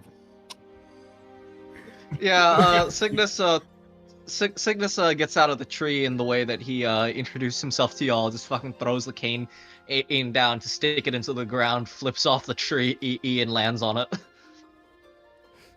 I for a second I interpret that as Signis just giving the tree the bird for some fucking reason. What? No. You said he flips off the tree. I was like, The same thing. God damn it! Rock seeing Signis do the flip again and landing on Noda states, Zangfov may be capable, but one of these days there is a chance you might slip and hurt yourself. I would say I will let you sit there and dine recklessness for a good minute. What's it called? Everything for a good show. I will say, Signis, just out of curiosity, just maybe an acrobatics check to see if, how crazy of a flip this is. Holy shit, that's a 23. Yeah, that's a pretty crazy flip. That's a very crazy flip. You guys see as Signis, does this thing where does the forward flip, and then his legs land on one of the branches, and then he uses that branch to add to the momentum of the flip, and then pushes himself off of it and just lands on the ground gracefully. No, he's landing on the cane. Oh, on he's the cane. Using his heel, he the way he introduced himself at the very start was he threw the cane down from a height, and then landed on the crook of the cane as a perch. This is what he's doing. Okay, well, yeah, so you've basically dig the cane into the ground, because I imagine even though your body weight may not be a lot, you're still landing on an upright cane that is already stuck on the ground. So you just kind of dig it a little bit further once you land. And then you are able to just step off of it and then pop it out of the ground with some effort. Pate kind of nods and says, "That was very splendid.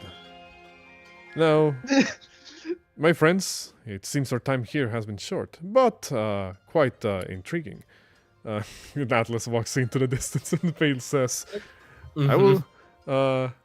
yeah, you over there. I will see... I suppose we shall see each other again later on." I think everybody's just used to this is shenanigans by now. Oh, go on. Sorry. Go ahead, Atlas. No, it's just... Maybe. I was expecting Atlas to take that as a threat. Pate looks over and says, I think that one likes me." Cuba would say, I am a bit confused though. You don't seem out of your comfort and quite calm, but you did say you were scared to go on to face the knight in battle. I know where my limits lie at.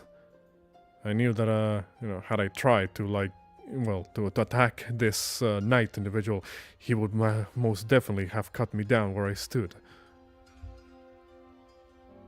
It's better to just wait for an opportunity, I think. And, well, honestly, I imagine the ogre would have been, the ogre fight would have been enough to take him down, but he knows, he looked like he had not break a sweat.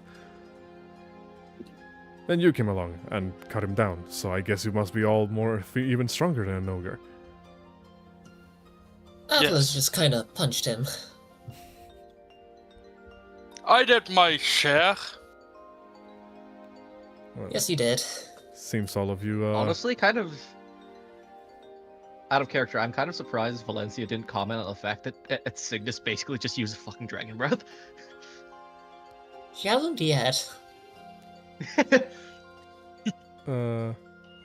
Let's see, it's not far off. I know this type is this type is harmless enough, says Ace.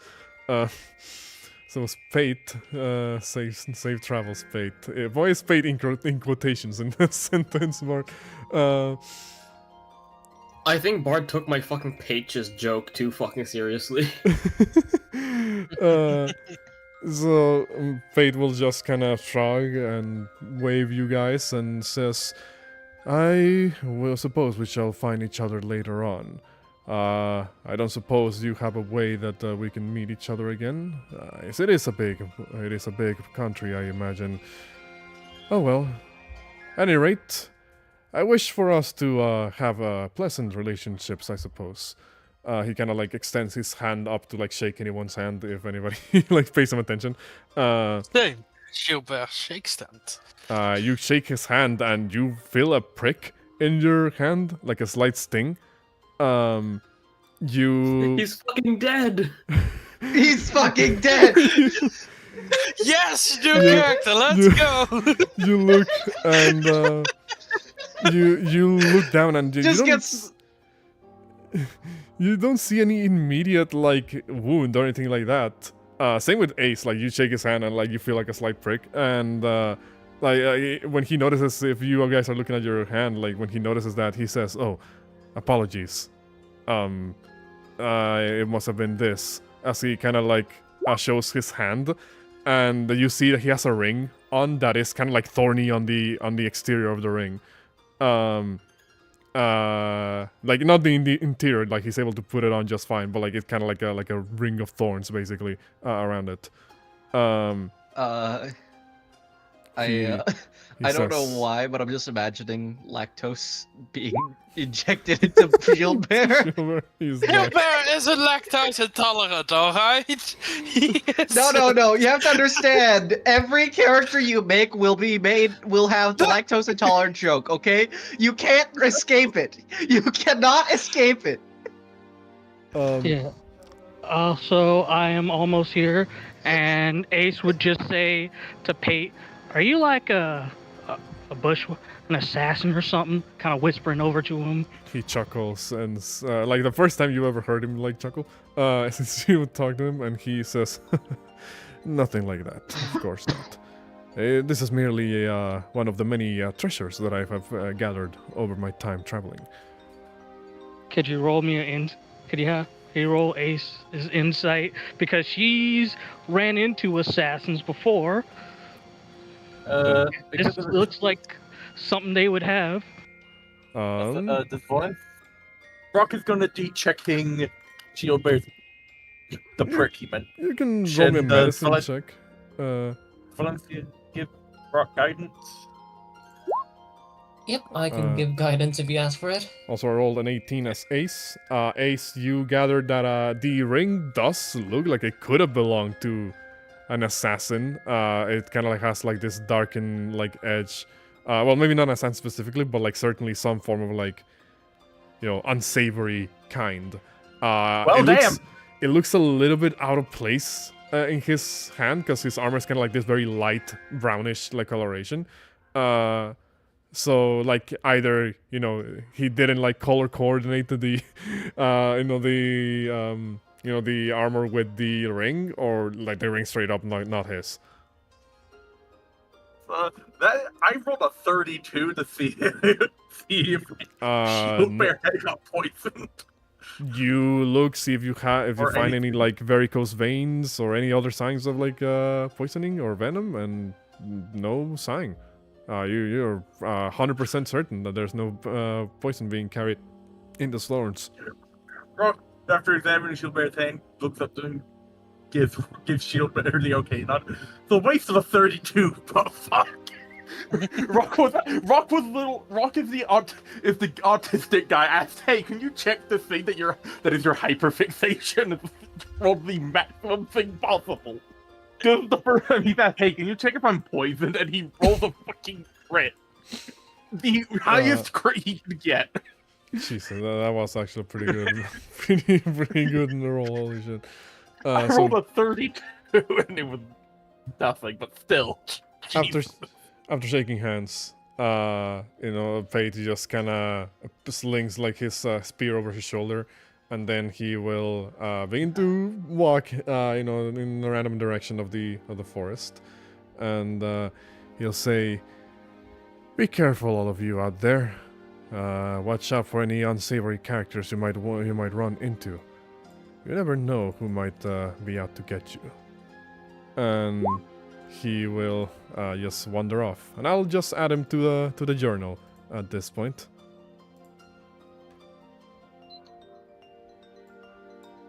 When he leaves, Ace will identify the prick. Oh yeah, she wears gloves. So would it have gone through her glove? You would have felt the prick, but it wouldn't have pierced the glove. Like he didn't grab your hand like tight enough to just dig the thorn into you. Sorry, I couldn't speak for a moment there. Sorry.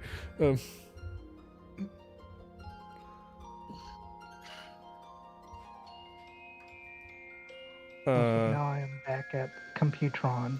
Welcome back. Oh, see, incredibly dateable man. But yeah.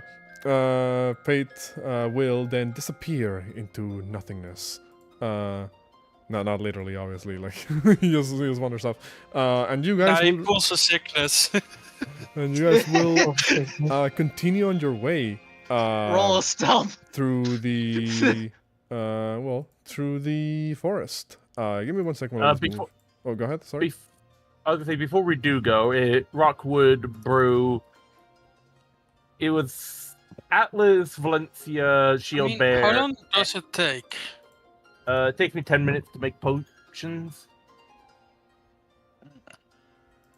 Yeah, if Ace sees you guys, she looks surprised, like, "Holy smokes, what happened to y'all?" Yeah, because it just takes me 10 minutes and any number of reagent dice to brew potions. Basically nothing. I went into the sky and destroyed the target immediately. And because I got him half down. Yeah, and it was 5 of us in the fight. 4 of us got injured. Roland's already gotten a potion that I had made beforehand. So I'll spend 4 reagent dice to make 4 basic healing potions, and I'm gonna give 1 to each person. Continue, sorry. I was gonna say, unless Atlas doesn't want one because they didn't really take much damage because it was from the fall. Yeah, they took like 2. It's fine. Yeah, so I'll make 3 potions: 1 for Valencia, 1 for Shieldbearer, and 1 for Signis because they took damage. But yeah, Valencia will answer Ace's question. We came across a knight, but they didn't seem fully human. Perhaps they were on one of those hollow things. That spear that we gave you was their weapon of choice. The rest, not much worth investigating.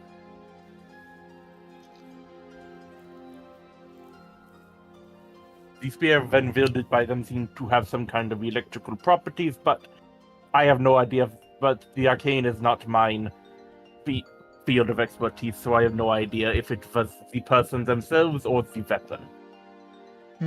Let me take a look at it real quick, Doc. If you got it on you. I believe out of character, I believe we gave it. We said we gave it. Someone took it and gave it to Ace. Yes. Yeah, we gave it to Ace. Do you want to identify the spear, Ace? Yeah, like she would. The spear is nothing special, you realize. At least not like, in like the grander scheme of things of magical items, as it were. You sense that whatever enchantment it had is like very old and has even begun to like fade away with age. It is a very simple, like Doctor Strange would say, a very simple spell, but a powerful one, an unbreakable one. You will sense that this is, well, as I say spear in quotations, it's more like a pike. It more has like the length of a pike. But does carry like a level of enchantment with it, so out of character. Basically what it does is just it's a magical pike that deals an additional 1d4 lightning on each strike.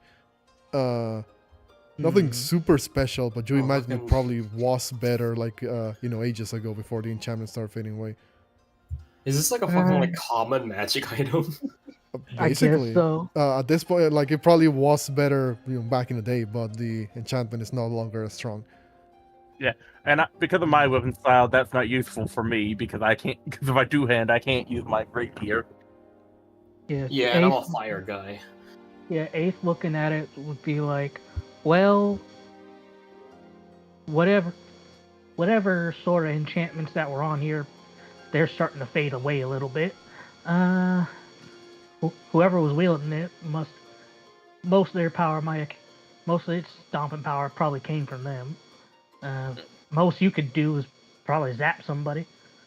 Buddy, when you stab them. If you are an inventor, or at the very least a tinkerer, like you have described yourself, perhaps it should be you who wields it. I am sure that even someone like you can wield something as basic as a spear, correct? I mean, this more like a pike than anything.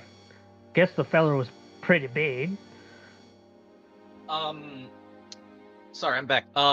Signis sort of like thinks about it and just says, we could also just keep it and then hand it off to one of the future guards of Majula once we get a garrison going. Considering That's Good idea, actually. We could also, since it seems to have gotten weaker with age, perhaps we could find a way to upgrade it back to former status, or as mentioned, we could give it to our guardsmen, as it might prove useful for those resistant to the mundane. You probably have to find some particular materials. Don't suppose you. Well, you'll probably have to find whatever sort of materials that are good for enchanting around here, because that might be a little bit tricky to come by, depending on the place you're going to. And maybe they have some in the city. But for now, we'll just put it in the old satchel, as Ace just opens up her satchel and you just see the pike just go in, like, friggin' the blunt end first, and sort of just all the way down in there. The entire length of the pike just goes into the satchel. One thing Bag of holding. One thing that I will note is that Valencia, upon you returning to your retainers, Fern will jump up and say, Lady Valencia, what happened? Is Roland hurt? As he just like runs over, inspecting Roland. Are you hurt? It sounded like the sounds of battle in the distance. I'm fine. Roland received a bit of a hit, though. We disposed of the foe quickly, though. Thanks to Atlas, they have been flattened. They have become a part of the ground. I see. Of course, I shouldn't have been worried that you would be able to take down such a minor threat, Lady Valencia.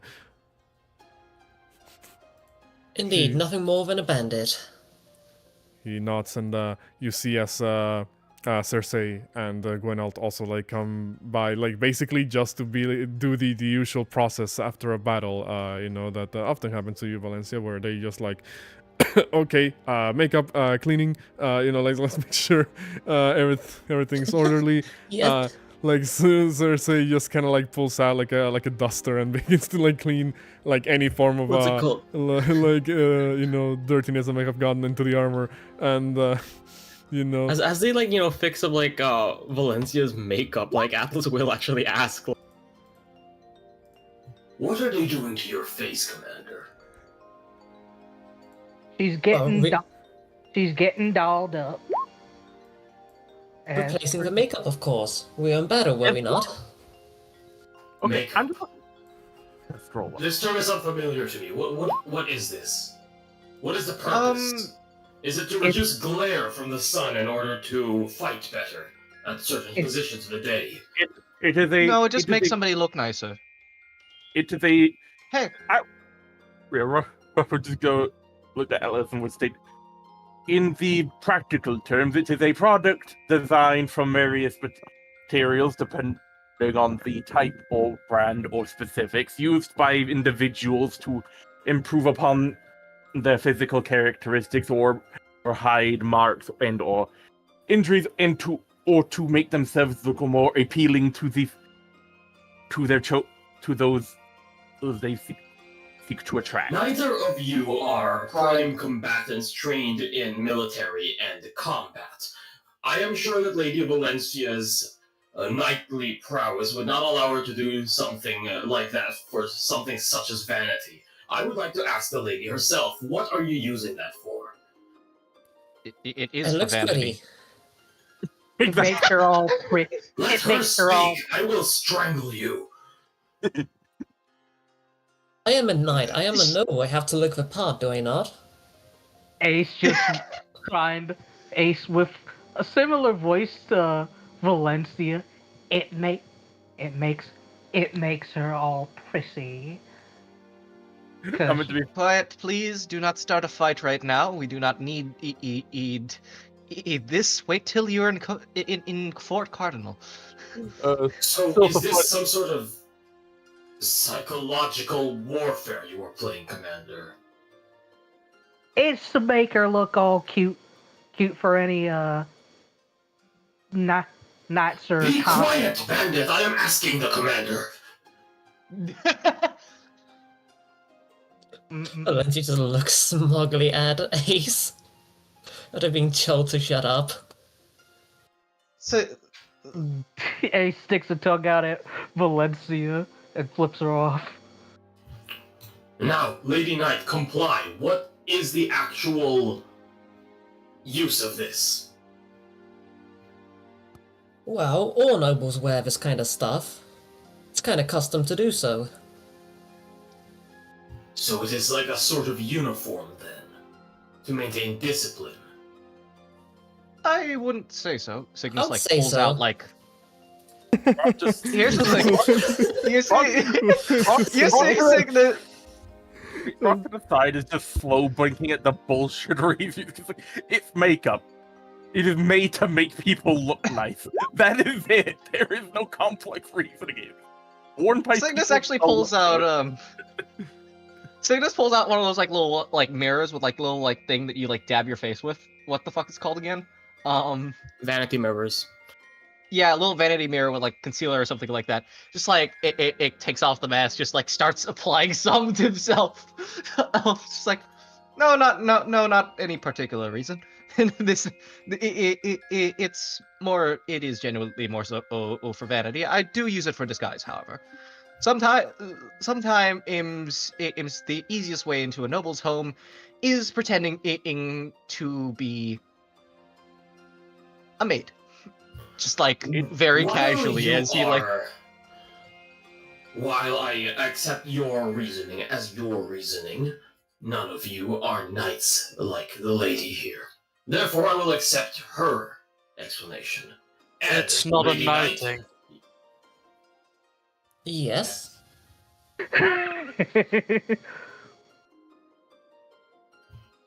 You are a squire, you do not count. You know how many nights I know? It's not a night thing.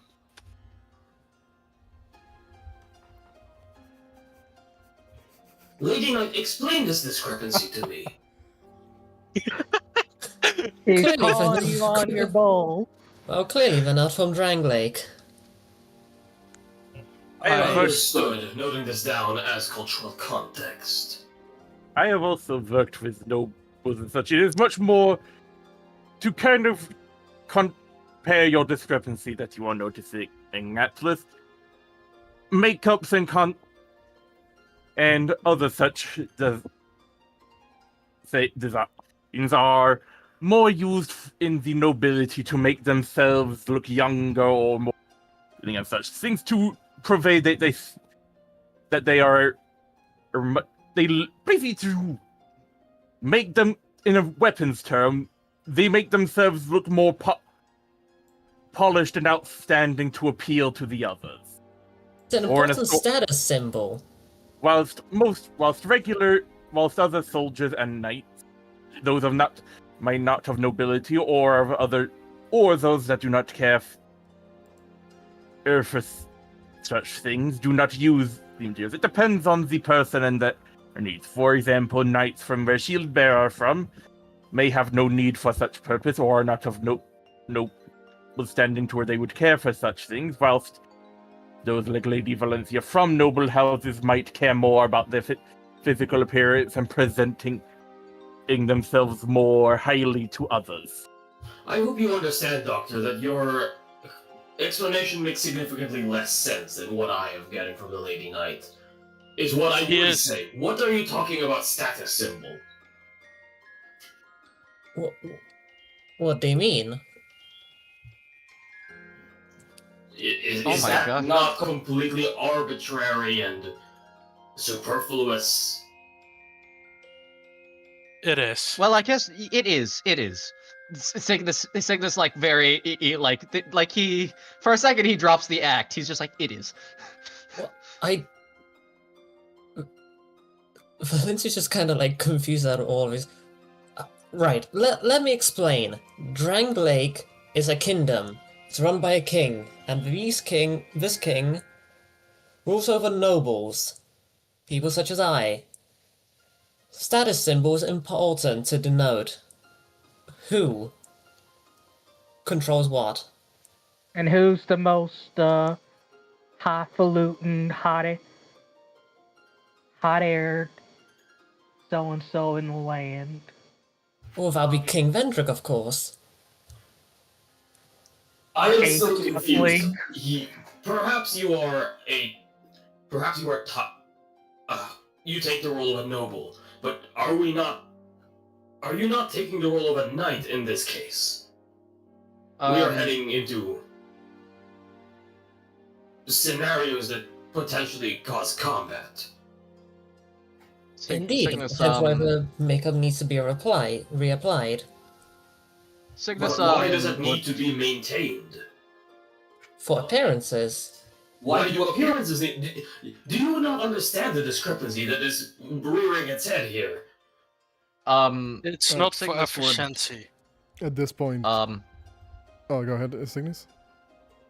I've been trying to say shit for a while. Cygnus would just like sort of note, the two aren't mutually exclusive. You can try, as you see in with yours truly, one can still function in combat while showing off in some way, shape, or form. I would hardly call it functional. I would call it completely inefficient. It doesn't have to be. It doesn't have to be functional, and it doesn't have to be efficient. It is simply something that we do. It's not it's not per se a bad thing. Being able to express oneself is honestly quite invigorating. I understand that you may come from a different culture, but it doesn't per se just need to be one or the other. At this point, Cersei speaks up and says, "The thief speaks right, and I will have no one question what my lady decides to put on her face or not. This is the decision not that she has care. taken, and it is not one for us or any of you to question." I do not care what she uses, if she uses makeup or not. The only time I would ever care is if the ingredients are dangerous to thine health. Is there lead in there? Well, that's all Rock cares about. He doesn't give a shit if you use makeup. The only time he cares It's asbestos. he literally only cares if you're using makeup that has dangerous ingredients. You know- Otherwise, go the fuck ahead. You know, I originally said like they need to reapply makeup thing as like a joke, but I didn't expect Katya to run with it, and everybody else to run with it. Hey, Yeah, here's the thing. It works. It works. You have Atlas. Atlas will kind of fit just kind of just reply to what Signis said as Article 11 of Glamoth Military Regulations. This self-identification and individuality is permitted between units. Any further displays outwardly towards civilians and non-combatants, as well as the enemy, are strictly prohibited. The fact that you all willingly choose to be inefficient during combat is merely a sign of inexperience and a desire to engage in vanity rather than actually do the mission. It's called being prepared for all situations. Signis, You never know who you might run into. Can't wait to get it. The only self-care I give is grooming and making sure my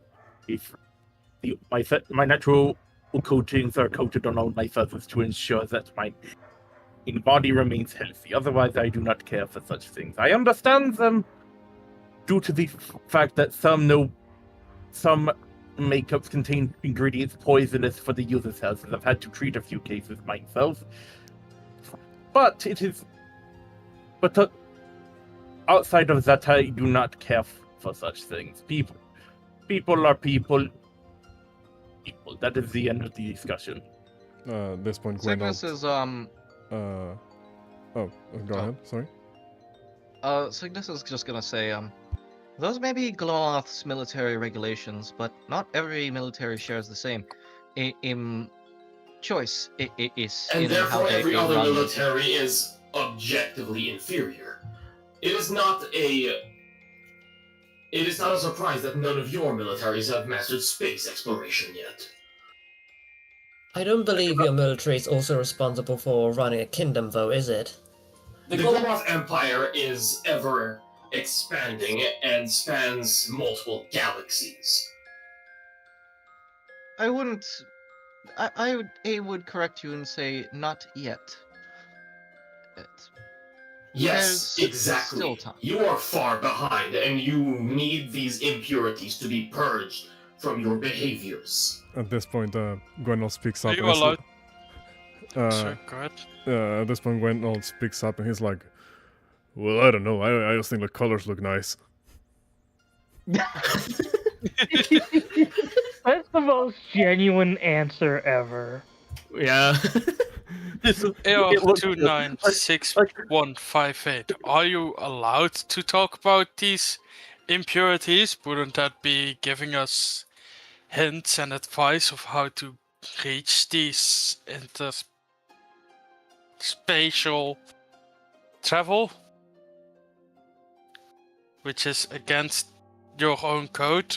Keep moving! We are closer to the town now! Keep moving! Stop running! All of you!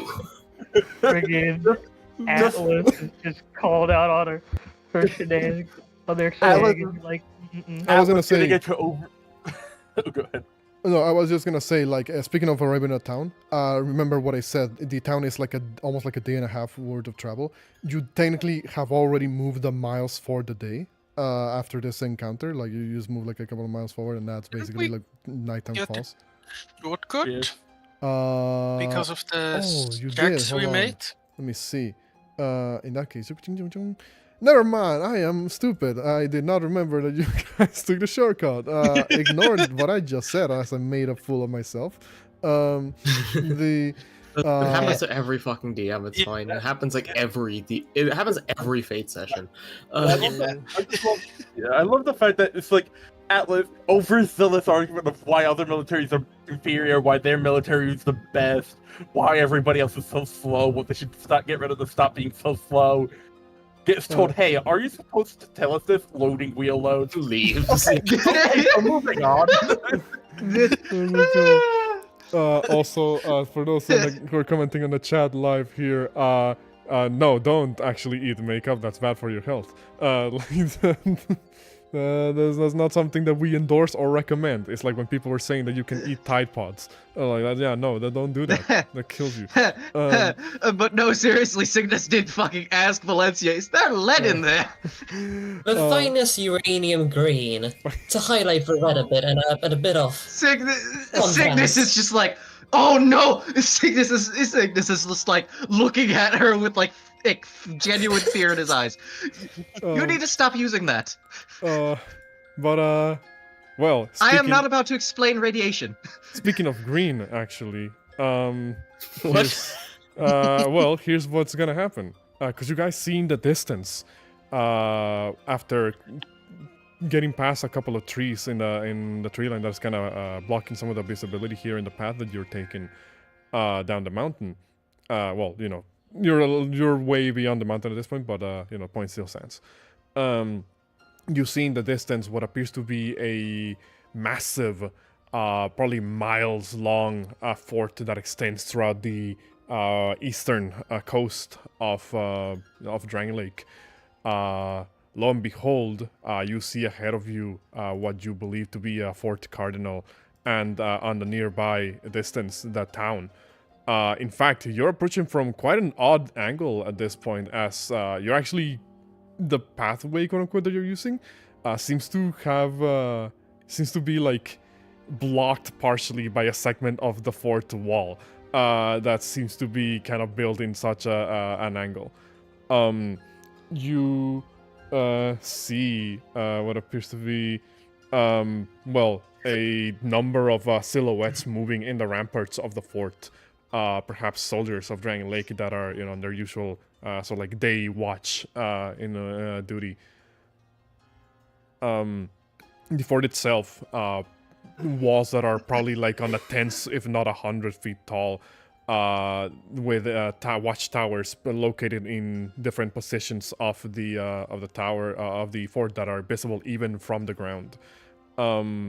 You see that a lot of those towers, aforementioned towers, kind of also bear the flag with the coat of arms of Drangleic. There is, well, it's grandiose, to put it one way, just seeing the sheer size of this structure. Should we ask them which way to get to the entrance? Can Signis try and like fucking steal the uranium makeup? Just to get it I don't away. I don't think Katya was being 100% serious on that, being made out of a uranium. Whether She wouldn't even. I have uranium or not depends on the DM. I don't think they even know what uranium is. Yeah, I'm gonna say that was just like a that's probably not it. Like there's probably is a material in like Valencia's makeup that is probably not super good to put on like an average humanoid skin, but like Valencia's like half dragon, so I imagine like it's not like super susceptible to that material. You know, whether, and I'm not gonna specify what material it is, because then you're gonna be like, oh, if it's uranium, can we make nukes, Vorty? And I'm gonna say, no, shut up. What the fuck, no! We already had. We're not gonna make nukes! Look, we already had that discussion because Rock could technically, if we went to level 20, make them. We already had the discussion of the party's reaction to mass destruction as a universal no. The roleplay is just no. Yeah, I'm gonna say...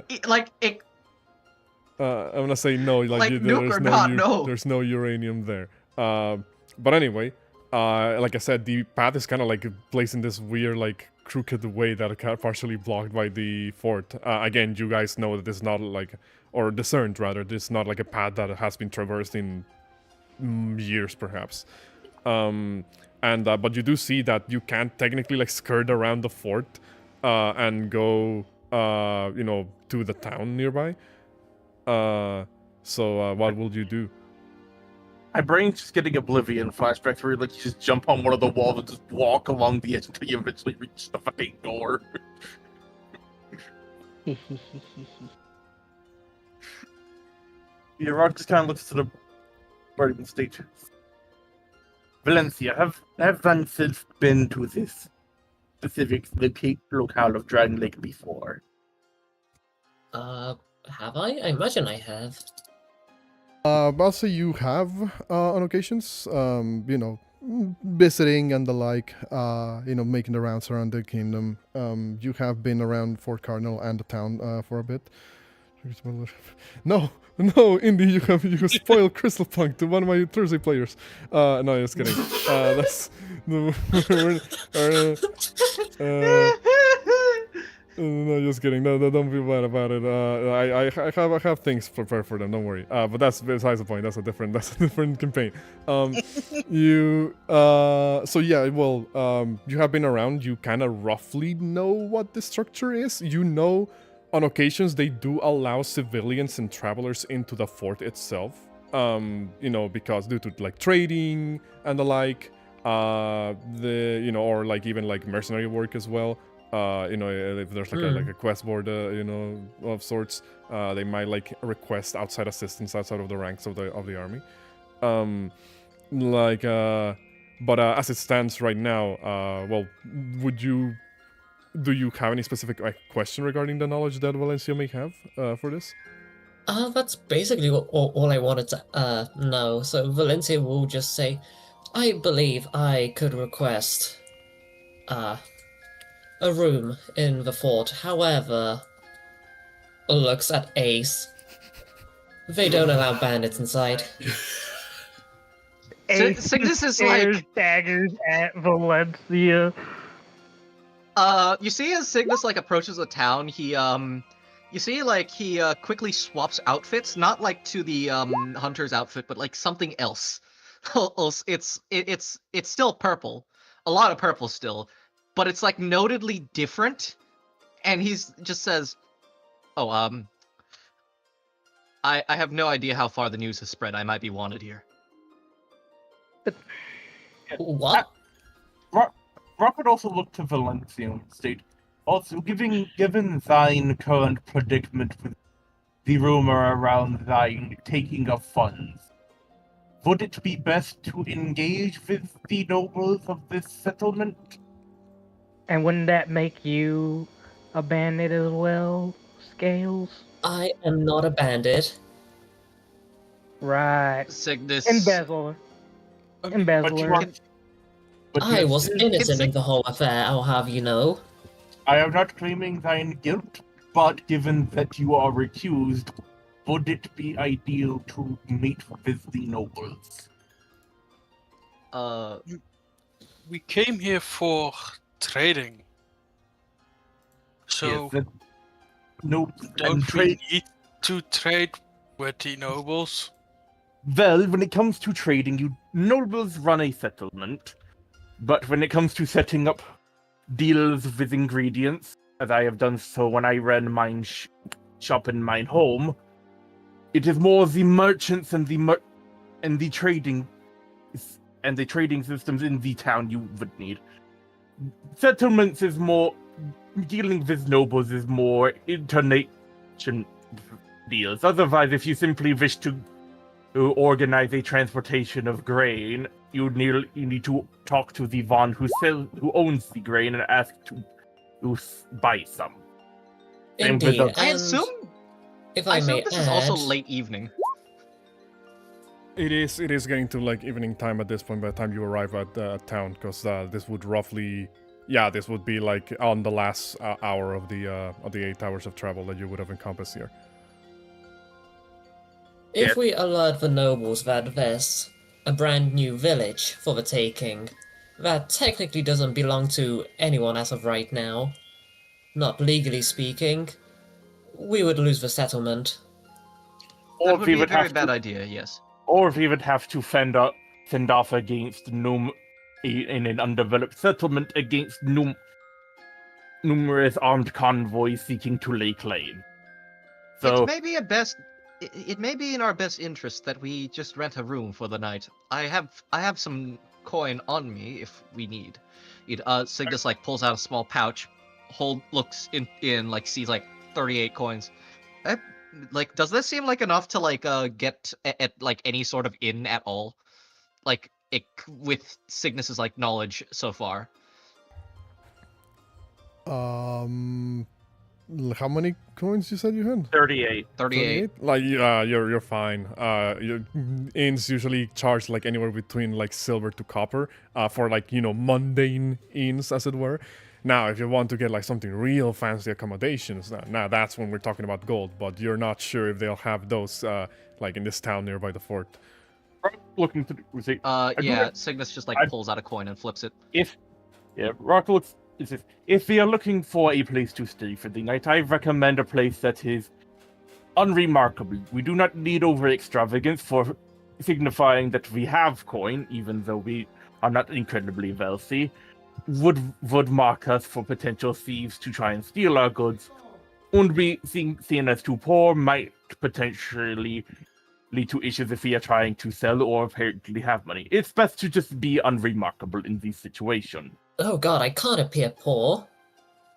I am Well, not it looks like that- somebody's failed in that that mission. That is why I am saying we simply go to a standard inn. A knight would not seem out of. I imagine a knight would not simply be seen out of place. Staying in a armored traveler would not be seen as out of place in a standard tavern. Narrows eyes. Define standard. What's wrong, Scales? You two. Decent bedding, decent bedding, common meals. Not a 10-foot bed in a 20-foot room for a singular person. Your standard run-of-the-mill inn. Not. If I had to rate it on a scaling of 1 to 10, a solid 5 or 6. Atlas kind of like puts like their hands up. Well, their head up Alternatively- rather. Okay. Yeah, Roger. Yes, Atlas. What is an inn? Oh, It is a domicile. It is a domicile of rest for travelers or those without housing that also supplies meals and drink at a fixed rate of money for every night that is stayed. That sounds insanely extravagant. Should we not just find some sort of stasis pod to seal ourselves in?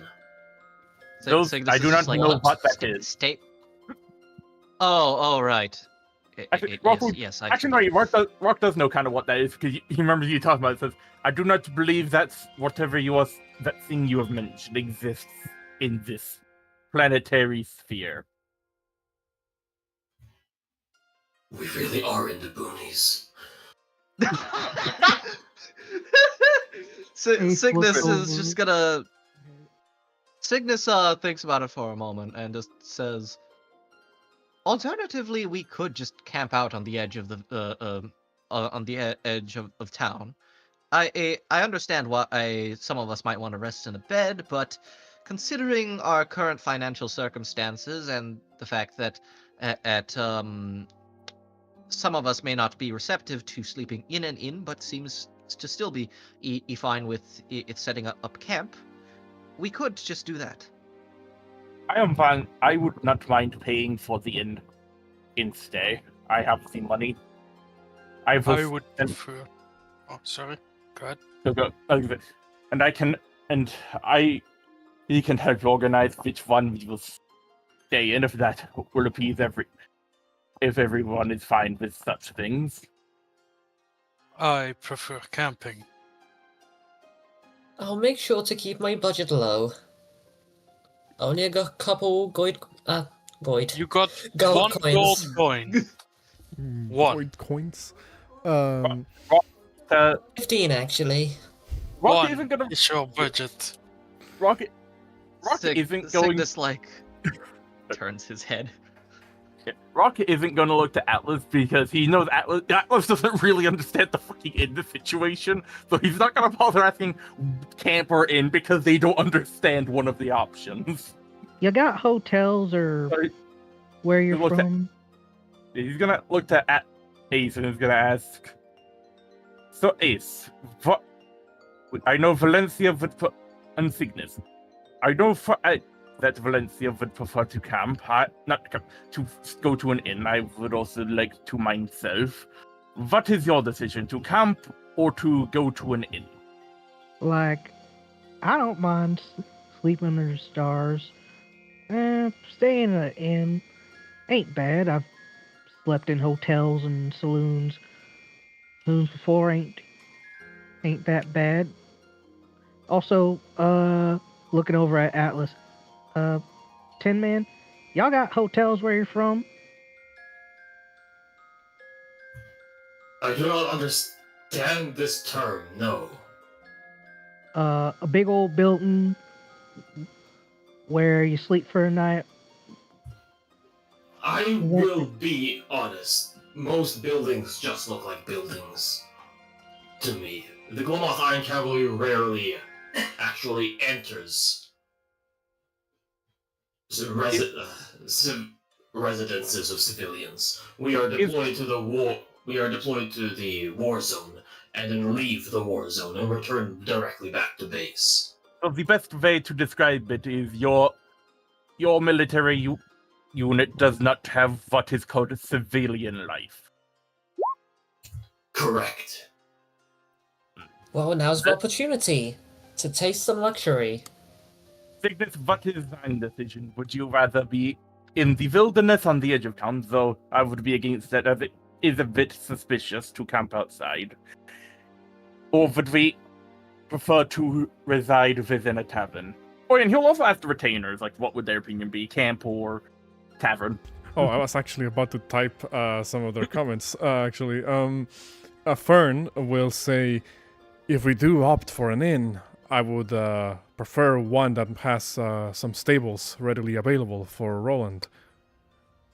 And Cersei will say, of course, it will also have to request individual rooms. I will not do it with my lady living in a common room with the rest of you. No offense. I can simply. I will not pay for individual rooms for that. That might be too expensive. However, when making room arrangements, I can arrange for you and your lady to share one. I am incredibly confused why we are not all getting individual rooms. Because it costs. Because we do not have money. Why does it cost? Why does it cost more to separate units? Because we occupy more space that other people could take. But units should be kept separate for isolation and meditation reasons. Ain't y'all got like barracks or something? No, we have stasis pods because we do not live at the boonies. Honestly, on the note, Atlas has just been having a fucking crisis. a note of not having enough money. I did mention before to you, Valencia, and just in general, I think this would be knowledge for a lot of you who are, have been in the setting for a long enough amount of time. You guys do know that sometimes, like I said, the local authorities do request exterior assistance in dealing with certain matters for monetary payment. Yeah. Yes. Yeah.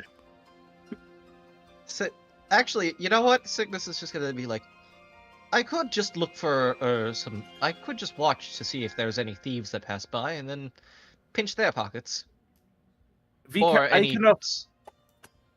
It is getting late.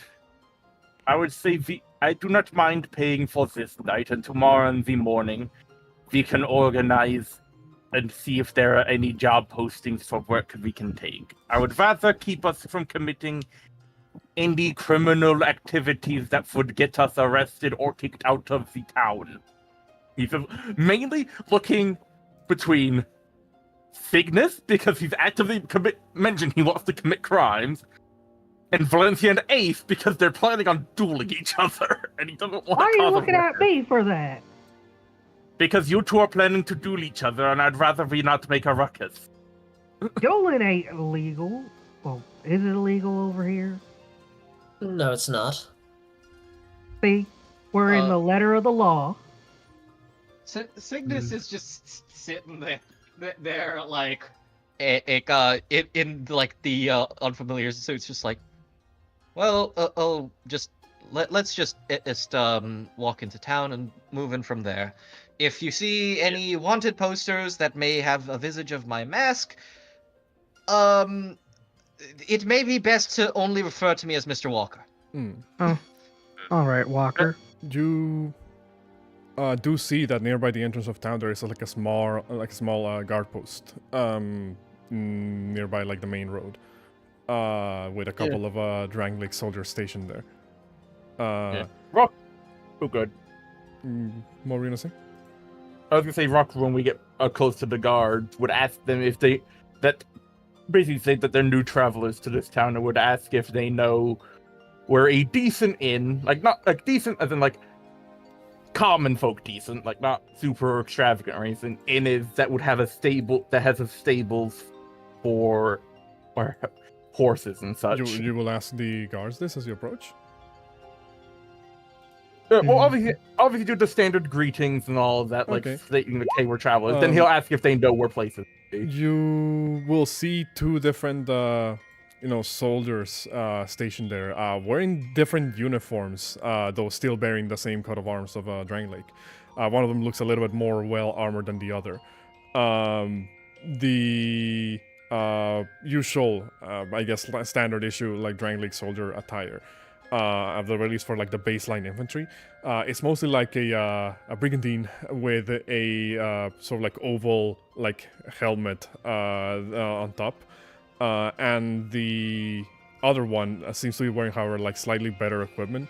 Most likely something along the lines of like breastplate, and a sort of like more triangular sort of like shaped helmet. I'm gonna put down like the 2 tokens of the knights on the screen, because these would be the ones that are standing at the door of the at the entrance of town. There's no specific like walls surrounding the town because the fort's already a deterrent enough. Okay, question though. Since it's getting late and Ace's hair is mostly fire, how do they react to somebody with a white hat that's glowing? That's where I was leading. You guys see that when you approach, it doesn't take you too long, of you guys walking down the road, for you hear one of the guards shout and say, "Halt, travelers! You travel very late at night. You approach the town of Fort Cardinal. Oh, what is it that what is the nature of your travel?" And he kind of leans forward.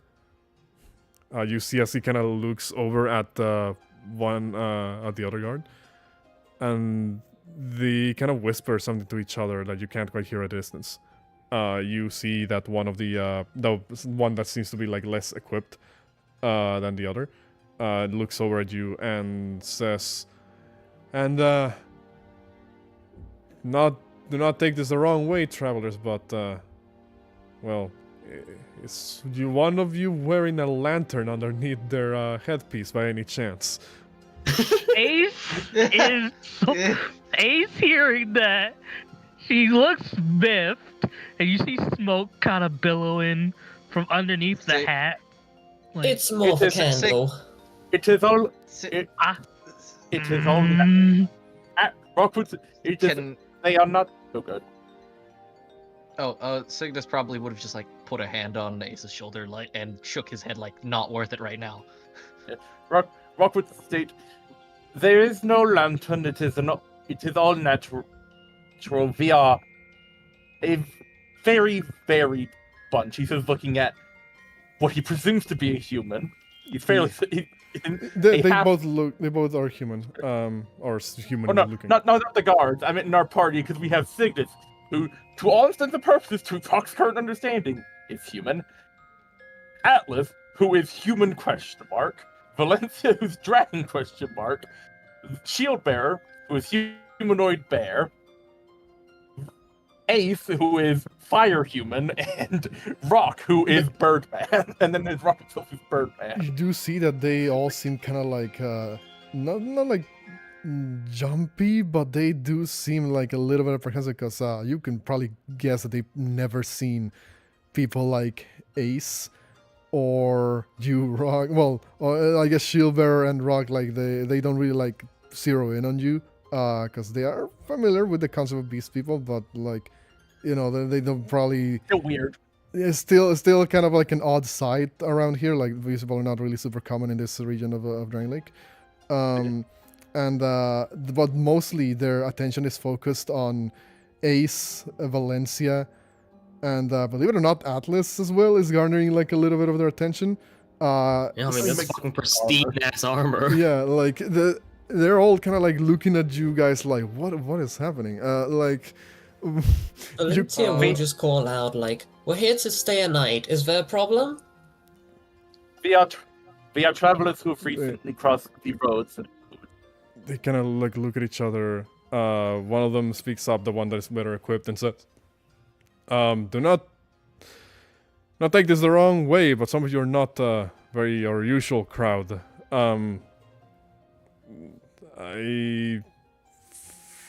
Apologies. It's quite late at night, and we've been out in this ship for a while. Where exactly do you hail from, if we may ask?" You're speaking to Valencia Draco DeLeo. They kind of look at each other. They whisper at each other. Like, from the Dragon Riders? Correct. They take a moment to think. One of them, you see that one of them like looks at the sky for some reason. As if they're looking for something. And then your dragon. And then the other one says, where would your worm mount be, Lady Dragon Rider?" Well, I don't have them with me right now. I see. I'm only traveling, not going on a campaign. Of course, apologies. I did not mean to assume. Are all of you are traveling together, I take it? Yes, these are my companions. Very well. I would like to ask if we are allowed in. There would be a decent inn for common folk that also possesses a stable for the lady's mount. One of them kind of gestures a little bit further into town and says, "You will find an inn not too far into town. It's one of the larger buildings. You cannot miss it." The more armored one says, "And well, if it's not too much to ask, do not cause too much of a ruckus in town. It is quite late at night. People are trying to sleep."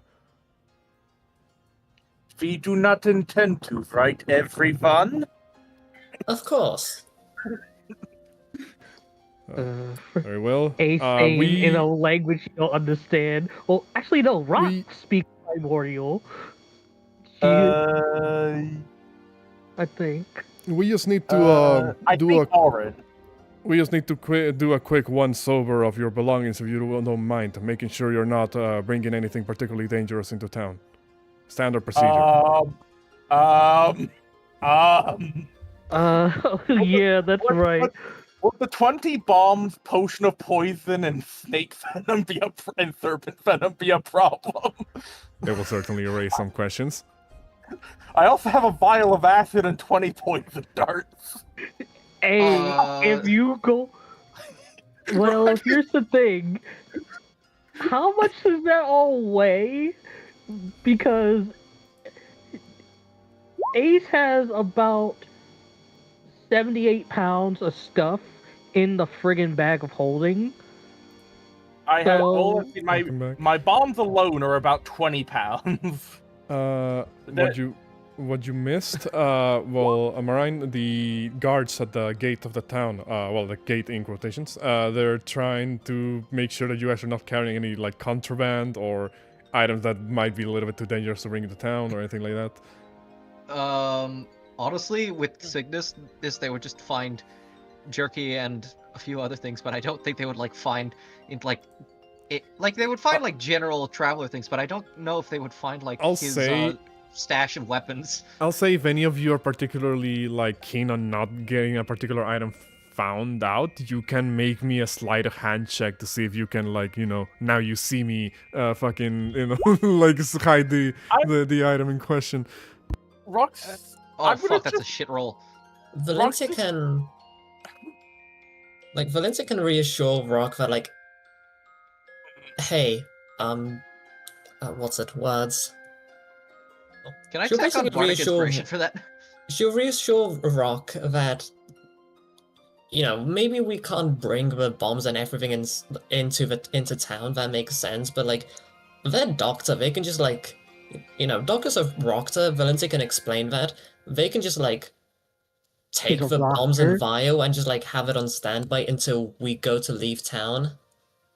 I mean, if Ace has the space, he'll put his bombs in the bag of holding, because I can always make more. It's more just the awkwardness of like we gotta check your belongings for anything suspicious.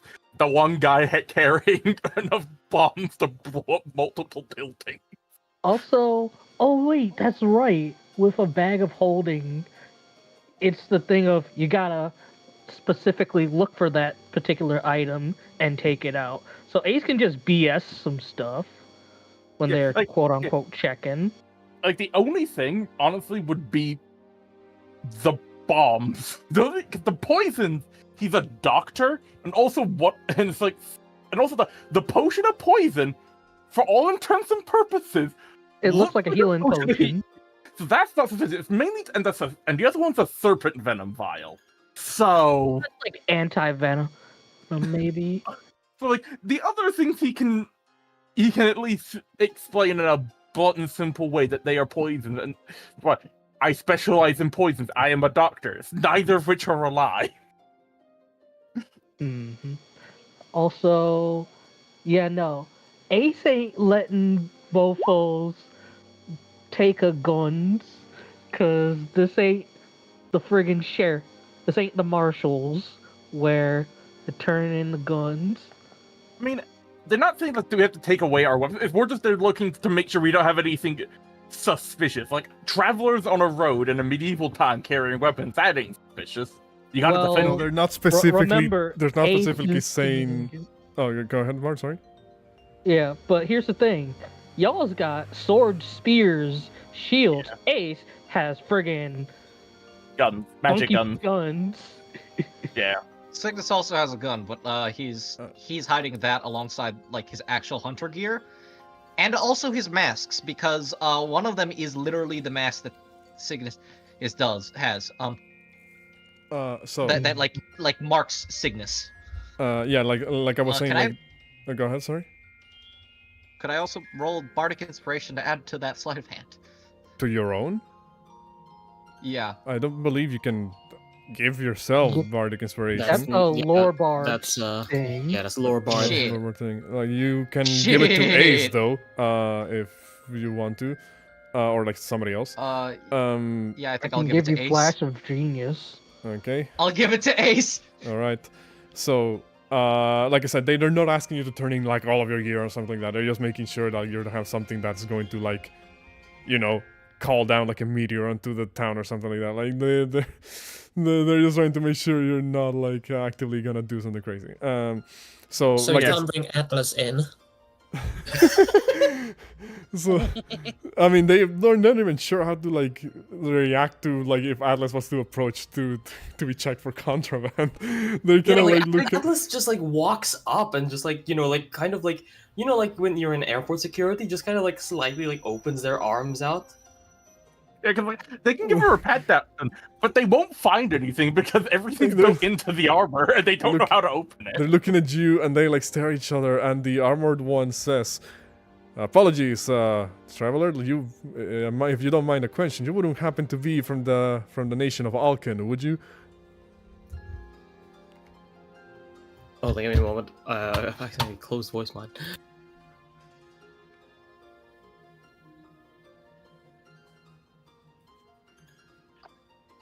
The Kingdom of Alken.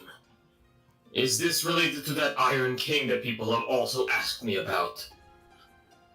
The armored one keeps speaking and says, "Yes." The answer is no. I have no association with the Iron King. I see. Well, they kind of like begin to look at your armor, and they seem like genuinely confused. Actually, I'm just gonna have them like roll a alien technology check to see if they can figure anything out. No, They just think it's a fancy suit of they just armor. look at it and say, some fancy sorcerer's armor you have there. Nothing that I can quite identify as being dangerous, I suppose. Also, they check you as well, Signis. They can't find the pistol or anything like that you don't want them to show, because you rolled your 16 sleight of hand. I'll say that succeeds. The ace.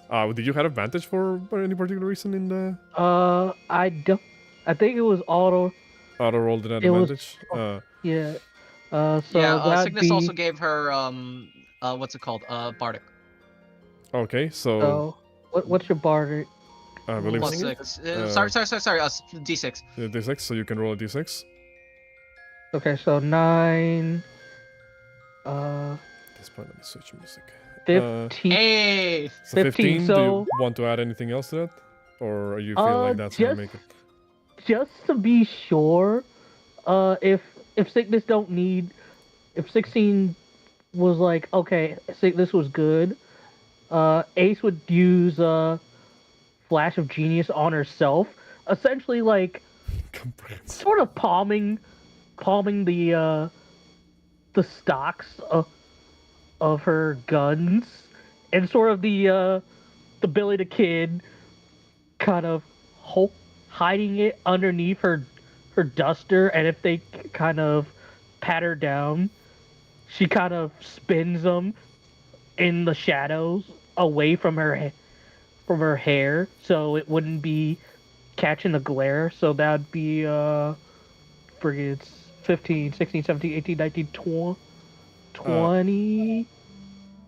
Let's see if Yeah, no, Genius. I'll say Yeah. like you are easily able to just conceal the equipment that you don't want them to see. One of them does say, "Ma'am, your hair is on fire." Yes, I know. No, she just does that. It's Are you a pyromancer? yes, I am a pyromancer. They'll believe you. I mean- they'll just believe mean, you. it's not- Because who can do this other than a pyromancer? This I mean, is, this is it's just also- this is just when people keep coming up to me in the fucking cashier and says, "Are you American?" And I just said, "Yeah, I'm from California." You, Yeah. but Yeah, yeah, No they, problem with that. one the of them ace- one of them just says, "Sorry, pyromancer is not super common around this parts either. But I suppose you're not carrying anything particularly dangerous. Just make sure to keep those flames away from the buildings." I can control. I have them under control. And says another word in primordial. They don't know what the frig she says, but you get the intent. Like she's kind of miffed. Rock has like a vague idea because he speaks Orin, but that's about it. So, but yeah, like they don't find your equipment. Any of you other? Well, I guess Rock. Are you also making an effort to hide your stuff, or did you hand over I was gonna everything to ask Ace for to put in the? I was gonna ask if Ace allowed me to put my bombs in the bag of him. Rock Yeah, did ask. Ace allowed that. Yeah, because that's the only thing questionable. Everything else is fine. He's got 2 melee weapons, a thing that looks like a healing potion, and a small vial of serpent venom. That's it. The bombs are the main questionable bit, but that also implies they understand them, considering one's a jar of oil, one's a regular bomb, one would be a poison bomb, and one type's a poison bomb, one's a portal bomb, and the other's a holy bomb. Very questionable. I mean, if you handed over all this stuff and hid in a bag of holding, I'll say that's fine. Like they probably wouldn't even know exactly what how to operate the bag of holding to check it. So it's just vial of poison, just potion of poison and serpent venom. That's all he has. They will cannot just raise an eyebrow at the poisons. Well, the serpent venom one, because the other one, unless they can detect magic on it, it just looks like a healing potion. It's kind of like look at them, and they'll look at each other, and almost kind of try to confirm with one another. Does this kind of is contraband? He's a doctor, and his anti venom that he got from the snake. Oh, all right. Who the fuck keeps anti-venom in a bottle? It's not like they would know that, but like... I mean, Rock does, technically. That's what he did. That's literally the anti-venom that he gave you guys. He fucking shouldn't. I suppose... I mean, he stores it in whatever he can store it in. We started pretty late, actually. We would usually be ending in like 10 minutes, I think, Moran. But we did start like pretty late.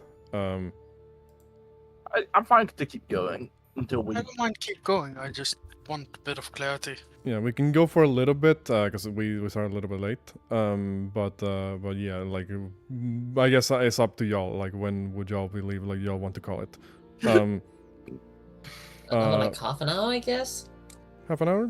We can keep going for another half an hour. So you guys, well, you're cleared, basically. Like, the two guards are gonna step back and say, everything checks out, you may enter. And they will allow you into they'll allow you into the town nearby Fort Cardinal, which you know, I just want to shout out Joel Vauquemont. I don't know how you pronounce it. Vauquemont? Somebody's gonna yell at me later. In the analysis. Somebody's gonna yell at me for how you pronounce it. Because this is supposed to be that town that you see in the background of the previous art of the fort, because you can see still fort in the background there. Oh shit, baby! So you know, shout outs to Joel Vauquemont for providing for this art. As we're walking to the town, Valencia will just poke fun of Ace, just being like, "You heard the guards. Keep your flames under control." As she uses thaumaturgy to mess with Ace's hair. What do you do to Ace's hair? Ruffle it a bit so it just starts like sparking out. It's funny because I imagine Ace has like curly hair. So it's basically like how folks in humidity and their curly hair gets all frizzy, and Ace just sees like the hair just poof out.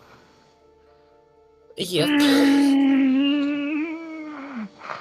She just looks, casts produce flame, gets like an obsidian comb from her bag, starts combing it back, and stares daggers at you. Starts whistling as she just like speeds up. Yeah, Rob just walks to the tavern that was mentioned to them. You walk into you walk into a local inn. It is a larger building than most building. I don't know what happened there to my speech. It's a larger building that most of the other buildings in town. At this point, there's basically nobody roaming the streets because it's like very late at night. You will be able to see that inside there is a little bit of more activity, as there are people kind of like sitting down at the at some tables having their evening meal. Do I have an image for? Yeah, sure. We'll use this one. You will see that Still made by Joel Bookmon, by the way. Shout out to this artist. You see that humble, relatively humble-ish looking place. Nothing like super fancy. You can see besides like some wall decorations that are like animal heads. You see over there. You see, some boars, some bears, which make a little bit rough to see for one of you at the very least. And you see amongst like many of the wall decorations that are just, I guess, like hunting trophies that have been kind of like laid out over the years. You see the only one that really stands out to you is what appears to be like a basilisk head, like on the wall. Damn. Standing out due to the large bulbous, like yellow eyes, eyes in quotation that you see on the creatures. Otherwise, you see that it's kind of like a slow evening. A couple of people are sitting down at some of the tables, but and some of them do look like their fellow like adventurers because they seem like relatively like well armed and prepared. But otherwise, you will be. I think Criers rings a bell and shouts 8 o'clock and all's well. But otherwise, like you would be welcomed into the establishment by the one of the workers nearby who go when they hear like a ding, that little bell above the door like ring. They immediately like rush up to meet you and it's like, welcome home. So they kind of look over at all of you walking in. Rock would just do the courteous thing of just lifting the hat, nodding his head and say, greetings there. Good Signis day does, to like, you. the We polite require bow. lodging.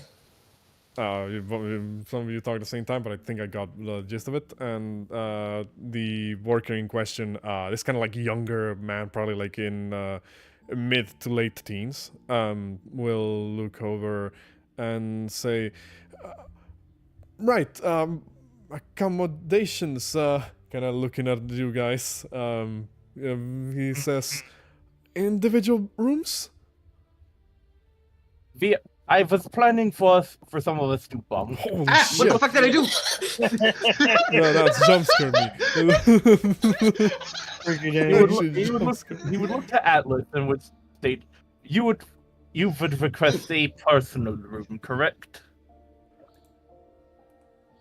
It is not particularly a requirement, it just makes very little sense to me why we would all be in separate rooms. Well, why all of us would be in the same room, rather, sorry. Well, you can have your own room. But the lady here will share a room with their maid. Need an assistant. And then he would look to Ace, Signis, and Gilbert. Cygnus flicks like 2 gold coins in their general direction, and then like, well, not in their general direction. He flicks them up like and catches the places them on the counter and just says, just individual rooms. This is, let me double check how much the stay per night is here for or per day rather in the inn. I did say this is a modest inn. Okay.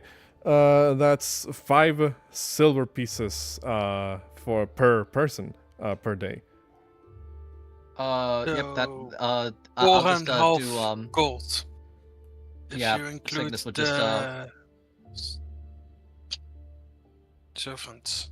I'll say yeah. So I'll say that Yeah. price includes like stay for in the stables for the for Roland as well. I think I'll just pay 5 and then just say like I don't, if you don't mind, could we also get warm meals? Looks at the extra like gold piece and nods along and says, Well, yeah, well, basically half gold piece since half you gold know piece, yeah. it's 4. Yeah. Looks at it and says, "Sure, of course, I'll get some dinner ready. 1 second." He just kind of like walks back and runs to the counter. At this point, it's only like really the young man and like one other person at the at the bar, basically. It would have been more cost effective if we shared. I understand that, but Signis like gestures at the 2 girls. In fact, no, he gestures at the 3 girls. Gestures at gestures at Atlas. Gestures at gestures at himself, Ulf and Shieldbear. And it's just like I don't do not see the get- problem. We all camp together. Yes. But no, what would I yeah, do? no. Signis just paid for everybody. Yeah, like, quite literally, looking at the girls and everything, Rock, why the fuck would I care? He does not give a shit. Like, Oh, you paid for Valencia? he paid for Yeah. everybody to have a room by themselves. Rock Okay, was fair gonna enough. Rock was gonna organize all of us to share rooms and was gonna basically ask between Signis, Shieldbear, and Ace who would they want to share with, but then they just went, I'll pay for everybody. Like, oh, okay. Like, you have to understand, Signis is for, despite what he is, he's not particularly comfortable sharing just like a single room with a person who, well, yeah, basically he fucking in Shield Bear, because it's a bear. In his eyes, like, sure, he's trustworthy, but like at the same time, like, he's not had the best experience with beasts. I didn't take you for much of a prude, Walker. I mean, then you could share I with have one. my reasons. I mean, but in that case, you could have shared with one of the Valencia's companions. One of them's like a human-looking guy. You could share with him. Shieldbear can bunk with either Rock or the other guy, and Rock could bunk with whoever's left, and Atlas just has their room. And then Valencia shares with her maid. Like, everybody doesn't share. Like, a couple. It's still what Signis is just noting is probably going to be comfortable for or most other people. Signis just notes, just like looks at Asus, just like shrugs, and sort of says, "It just seemed easiest that rather than clamoring over the room, etc. This will get us at least east a good place is to stay for the night, gets us meals, and without too much dilly-dallying, to say the least." Fair enough. I'm gonna get me a drink. Okay. You're all able to, well, like you said, get yourself your accommodations, your meal for the day as well, or for the night rather, for dinner. How is the food? Because if it is good, then Signis is gonna ask for the recipe. Well, let's see. We're gonna say that because, yeah. A modest I end. don't imagine you guys are asking for like, like the best in the menu, so to speak. Speak Question for mark? yourself. Speak for yourself, Rock- motherfucker. Rock could do that for me. What's it called? Yeah, okay. You get handed over. So this is gonna be kind of awkward because for a second the young man kind of like comes back with like the plates of food already, and for a second he's about to hand you yours, Rock, and then he kind of closes his eyes and does that expression that people do when they're like, "Fuck, I messed up," and because he was about to hand you like what's it called, Chicken? chicken breast basically. I mean, they're a vulture. I'll eat anything. But they don't know that, to be fair. They don't know that. So like he does do like the expression. He seems to think twice about it. Just takes the food. Yes, He does not care. I'm pretty sure vultures eat other vultures if they're dead. Like, vultures don't care. Vultures are bird of prey. Vultures do not care. You do see, like, all of you get roughly handed, like, similar meals, like, bearing the, unless you specifically request for something else, it's like, chicken breast or, something like, some form of poultry, meal. Unless you specifically request for something else. I think Signis would, like, pull them aside beforehand, just, like, points at, like, Atlas. Do not do not give them chicken. They don't eat chicken. Nods and instead like has to double back into the into the kitchen. Brings back what appears to be like a roughly cut like steak, some form of like bovine. At some point, like like when like they actually start eating. Well, Atlas will just kind of like like say after the waiter's gone, like, I do not actually mind eating chicken. The problem is that we are not going to kill our chickens because they are our friends. Also, I will not eat in front of any of you at risk of revealing any form of my identity. I will take this straight to my room. Thank you very much. Enjoy the bed. Yeah.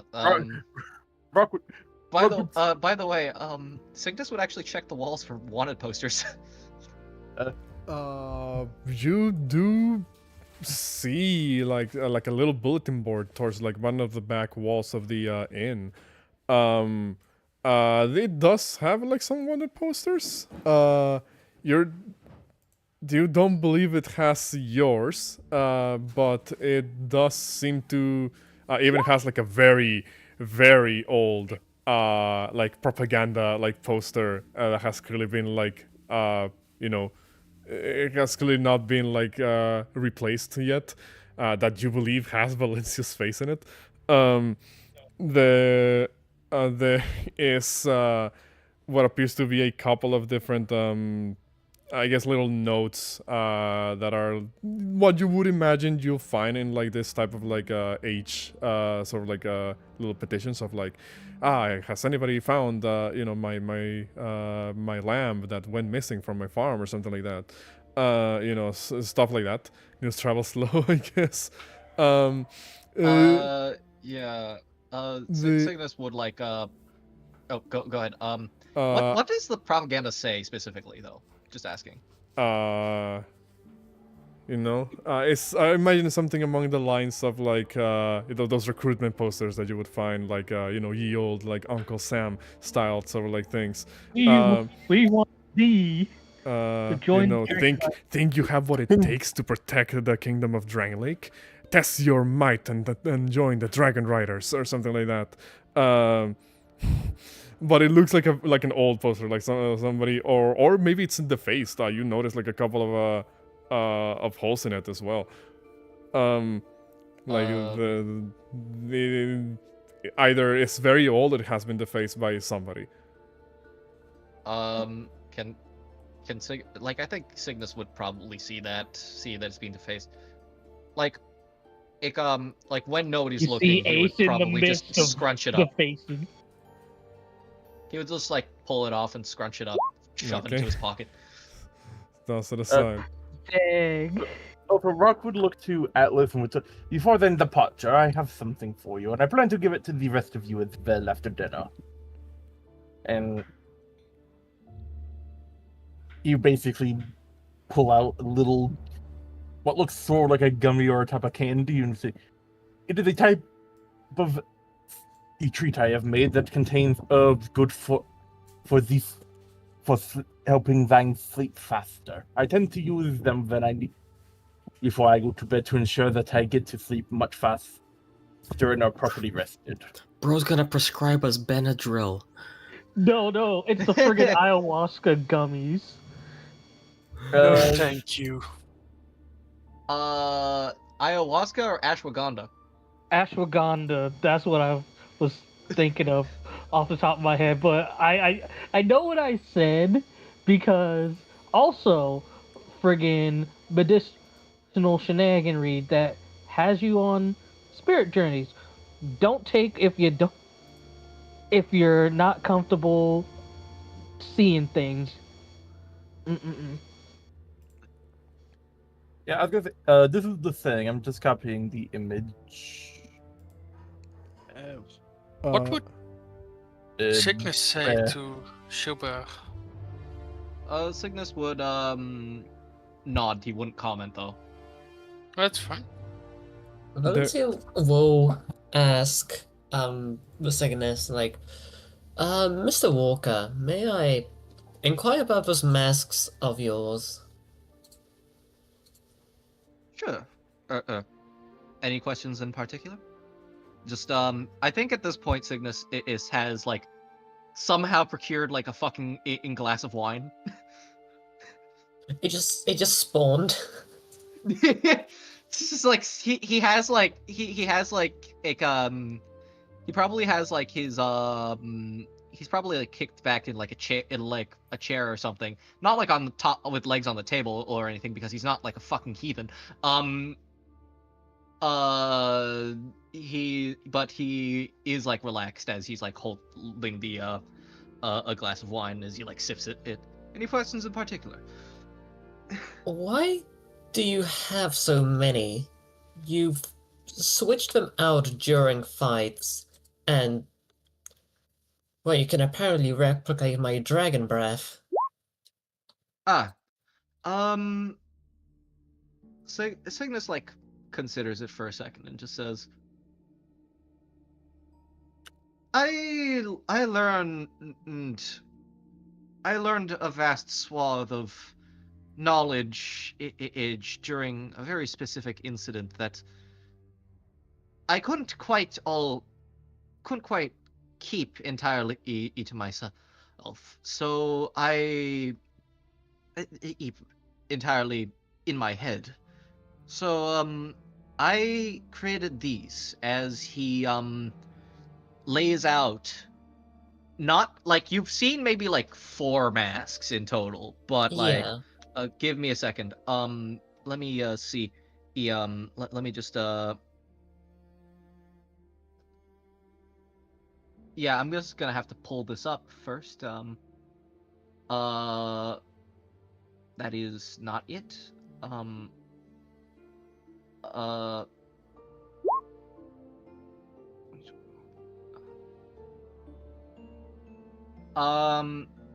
He pulls out 1, 2, 3, 4, 5, 6, 7, 8, 9. He pulls out 9 masks, all of which are like different in different ways. You see a number of, you see like some are like basically like play. They're all like play masks with that like a signature sort of like sinister smile on them, and minus like what actually just looks to be head wrappings. Like one of them just looks like a pile of fucking bandages. And he notes, these contain magic that I've imbued into them. I can only use 2 per day, but as of the moment, but I can swap them to gain in different abilities that I learned of. That is most interesting. So, you took your knowledge and imbued them into these masks?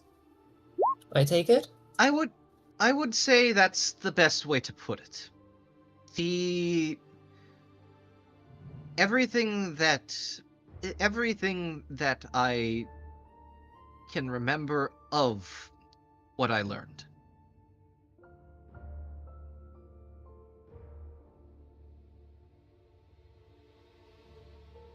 Why, if I may ask? Cygnus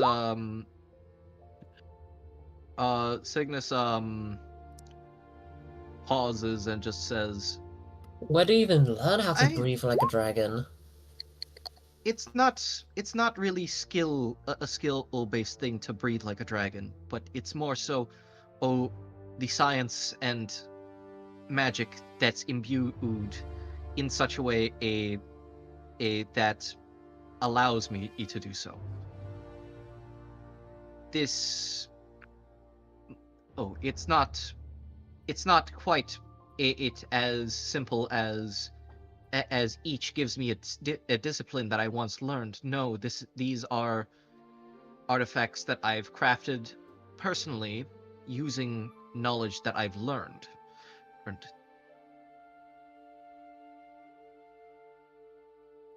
Some I of must them make no say, sense.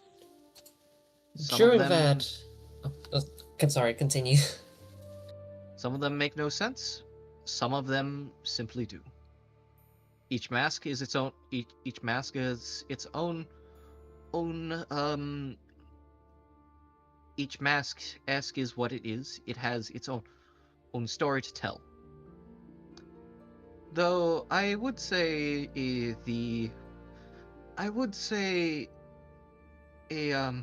out of all of them, the one named Signis is the one that has as the most to tell. He just, you see his like his eyes sort of soften in like, just like, this isn't like, this is like a look of that you can't really read. It's not sad in any, it's not like sad or anything, but it's contemplative. It's just, he almost seems a little bit confused at his own words, or it's not. It's a lot of emotions going on at once that you can't really tell exactly what he's feeling. Well, we're gonna be traveling for quite a bit. I'm sure you have enough time to tell us all about it. All right. This is what it is. It is. Any more questions, perhaps? As he takes another sip of wine.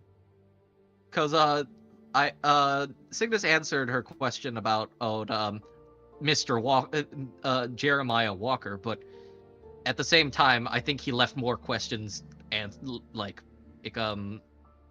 up to anything, if anything. And he that was like sort of the situation before.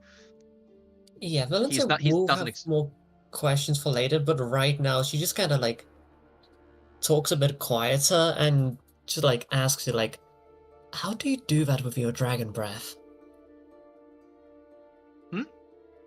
How did you do that with your dragon breath? It looked way cooler than mine.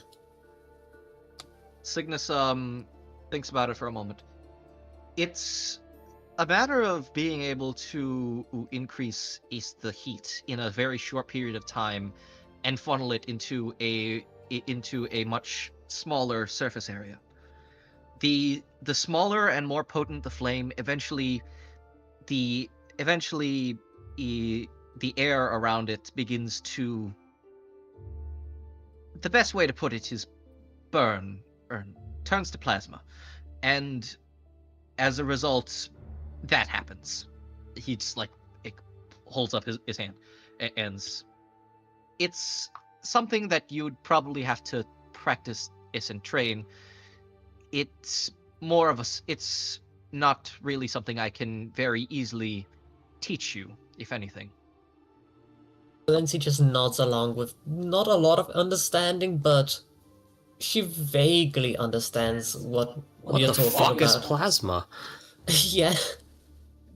Because I very much imagine like Valencia's fire breath is more just like a raw aggressive. Meanwhile, yeah, you managed to turn it into like an almost beam attack.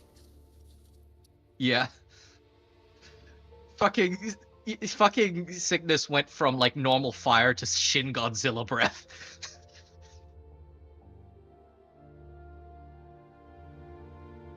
Yeah. But yeah, that's all that Valencia will ask for now. What's the part? Like, being Atlas, because Atlas is gonna have to go eat their food. What's the party's reaction to Rock telling people to brush their teeth with toothpaste? Signis grabs the toothbrush. Ace kind of rolls her eyes. I'm pretty sure Valencia and Shiobara or Vicky just wants the fuck the toothpaste. The fuck's a toothpaste? Yeah, because before in medieval times they brushed their teeth with like linen cloth and stuff. Toothpaste wasn't invented until the 19th century. I know. What's it called? Like, Atlas is like, you know, previously been really clueless about everything, but just kind of ask Why did you bring these supplies? Will they not be provided by this residence? No. Who was that directed to? Was that directed to me? That was directed to Atlas. No, I meant for Atlas' question. yeah. Why do you have toothpaste? Aren't they gonna and toothbrushes? Why aren't you gonna give? Aren't they gonna provide them? They do not exist within this planet's time frame. What are you? Does it taste good? Looks over fucking Valencia. You ever chewed on a mint? That I have, yes. It Okay, has a think mint of that. flavor, but you don't Yeah. eat it. You rinse and spit. Why couldn't we eat it? It's Because most That does sound very fancy. It is not designed for consumption. The taste is to make sure that you do not gag when putting it in thine mouth. The components within keep thine teeth clean, and then you spit out the remains. It is just to make sure that your mouth does not taste terrible for the remainder. Valencia's just convinced this is just some fancy noble thing because it has a cool taste. Have you ever used one of these before? Rock says as he holds up a toothbrush. I mean, there are It's not medieval toothbrushes that are just a big old bristle brush. Yeah, Valencia will be like, of course I know what a toothbrush is. Well, you take the paste, you will put it upon the brush, and you will brush thine teeth with it. You brush. There's 20. Let me check how long to brush teeth for. Like 15 minutes. It is fucking wild that Rock knows anything about dentistry, considering how for some fucking reason dentistry He's a and perv. no, dentistry and medical doctors and dentistry are completely different fucking practices. Yeah, but also Rock is bird, so he doesn't have teeth. Yeah, also Rock isn't going to be able to fix your teeth or anything, but he knows everything to stop people from having to deal with health issues. It's here's the thing I recommend: so you don't get a hole in your mouth. Also, funny enough, I remembered reading something in friggin' medieval times, they actually used wine to brush their teeth because that was technically healthier and the alcohol broke down bacteria. Yeah, I was gonna say some form of ale wine.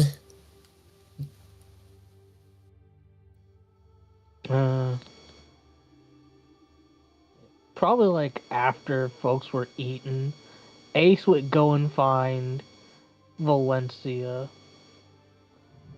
because she did say that she was gonna give her a fighting chance and give her a crossbow lesson.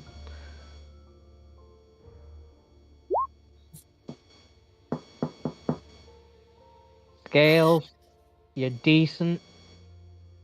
What is it? I'm trying to relax here. Well, seeing our duel is tomorrow at noon, I was gonna give you some pointers. Rock kind of looking around also. What is it? You two wish to duel tomorrow, yes? Wait, no, I'm pretty sure this is happening after everyone's gone to their rooms. Yeah, this is a flash forward. Yeah. I was gonna say, because if you look in what Vorty just posted, we forgot the combat demonstration event at Fort Cardinal. Fell swords and travelers allowed. Non-lethal combat. 10 gold pieces per match. Because if this technically would have appeared earlier, and Rock by my notice, he probably would have mentioned it to Valencia and Ace.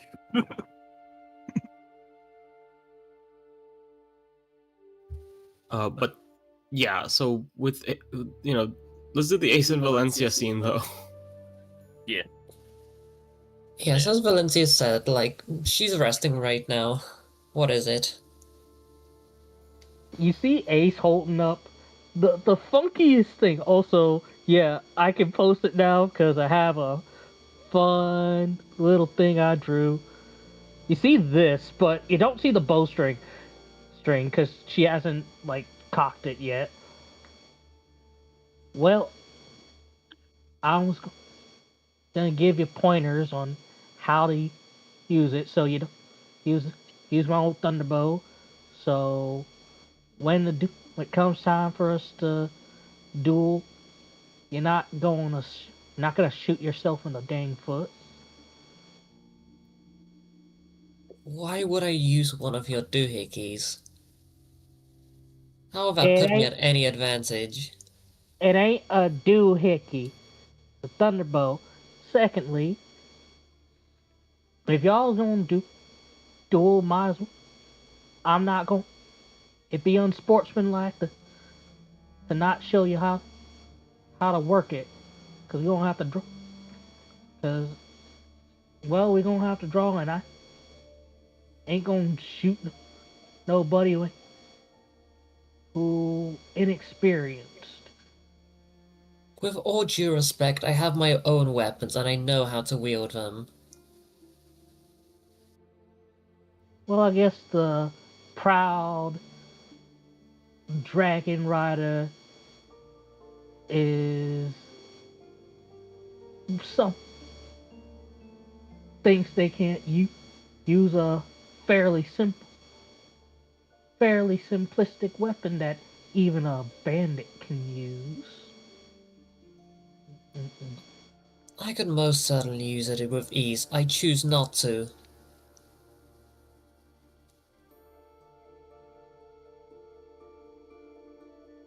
Think of it this way: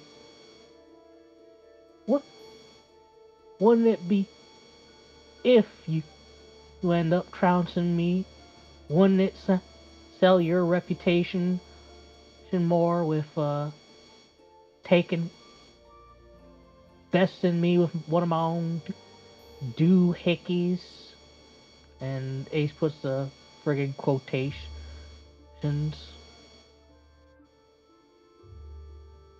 No, I'd rather be not seen wielding one of those things.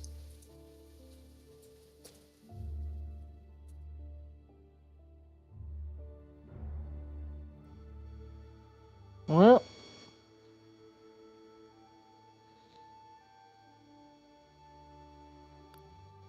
so,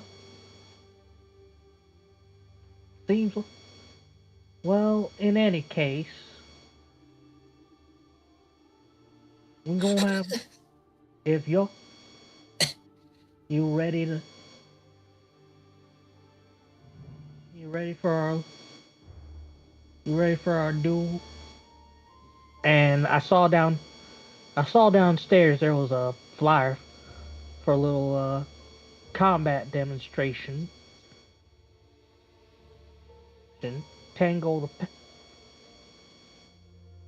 10 gold pieces a match. Might be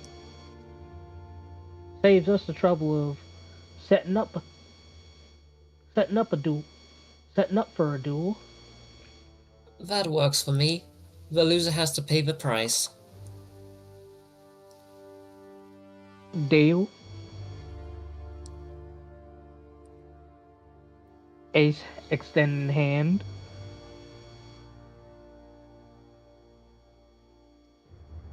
Valencia, I imagine she would be out of her arm at this point.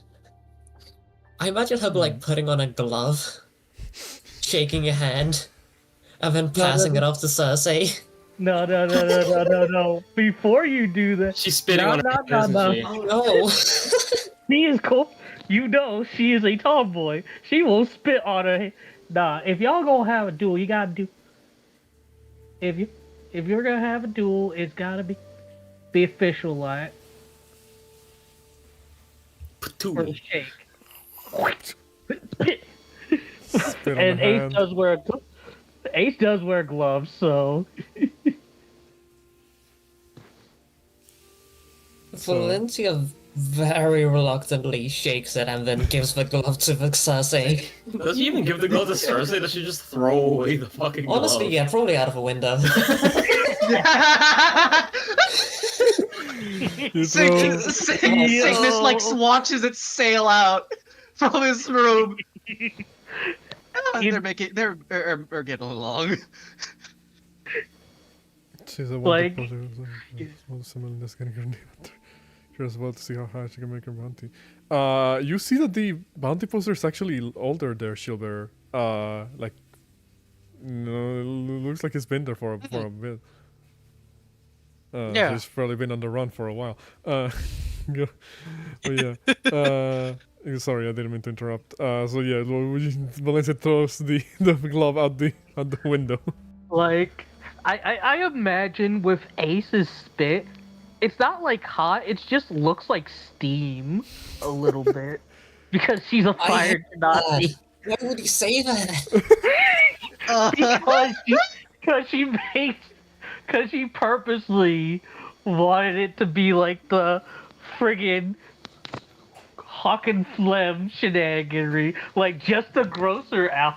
Just to gross Valencia out even more. Because this is Ace getting her get back for Val messing with her hair.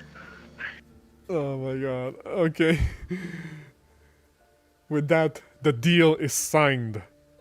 And as a promise between two warriors has been made, I want you two to add another point to your favor with the Company of Champions. Yeah! Yeah. Awesome. Just like self-farming it. He's still farming it, so Ace has 1 point of favor, Valencia's got 2. No, wait, wouldn't that make it 3 because... Yeah, I got 3 now. Exactly. Oh my So god! you're on your way to get your first boon. You just need a couple more points. But also, I just need to do something real quick. Oh yeah, and the poster said, flyer said non-lethal. Oh, It's just- I keep just- that in mind. I just imagine Perhaps. Valencia internally is like, damn it. Damn it. Yeah, you don't want to get carted off by the guards for going too far.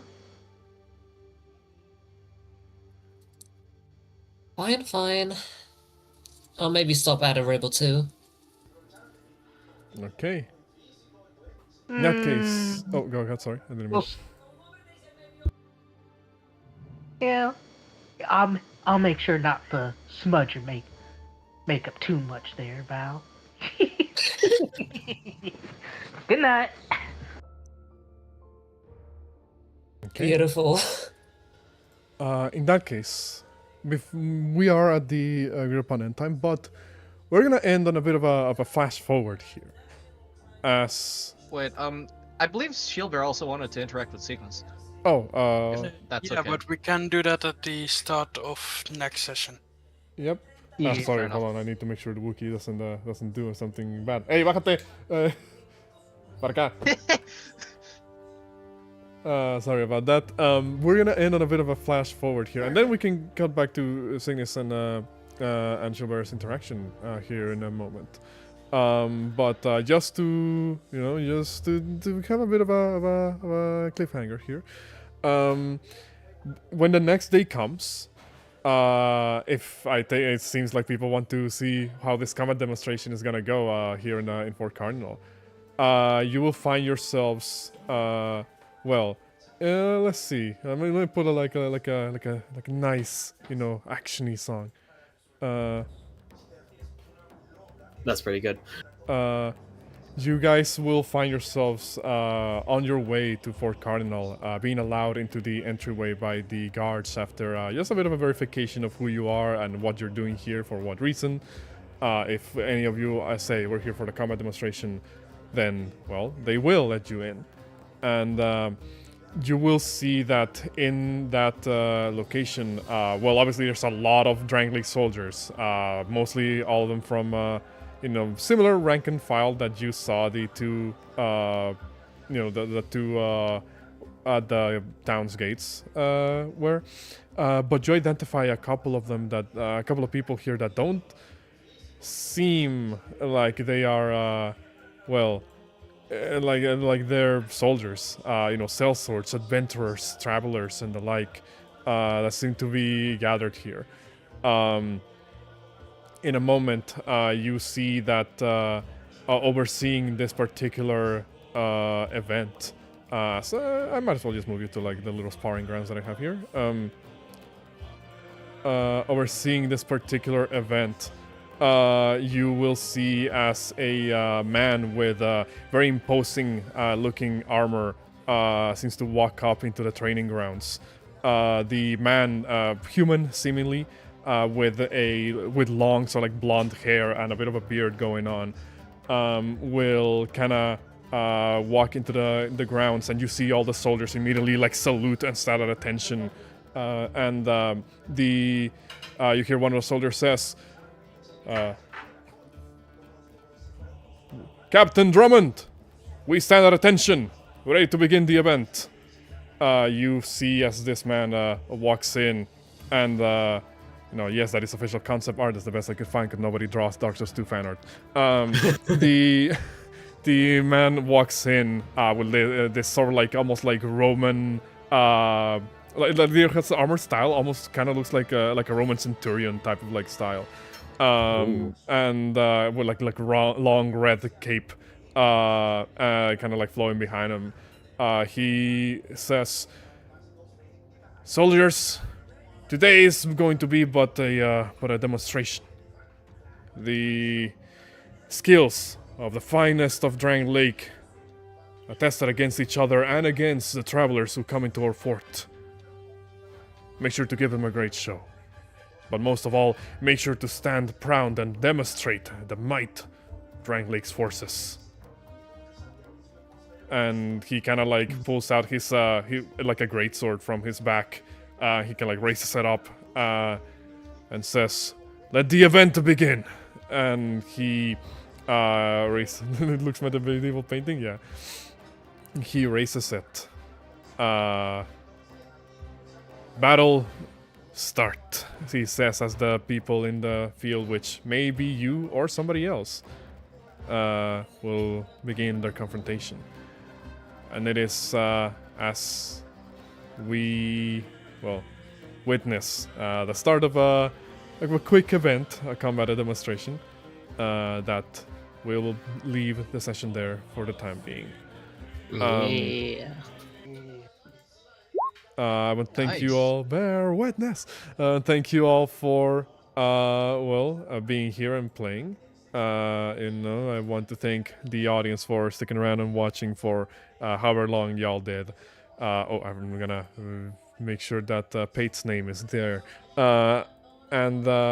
Most of all, once again, shout outs to the usual people. Shout outs to Sound Phenomenon for providing most of the background music, and Larian Studios for the VG3 soundtrack that we used for a bit there. And shout outs to, everybody who is still here and around, who has subscribed or not subscribed and just kind of chilling around.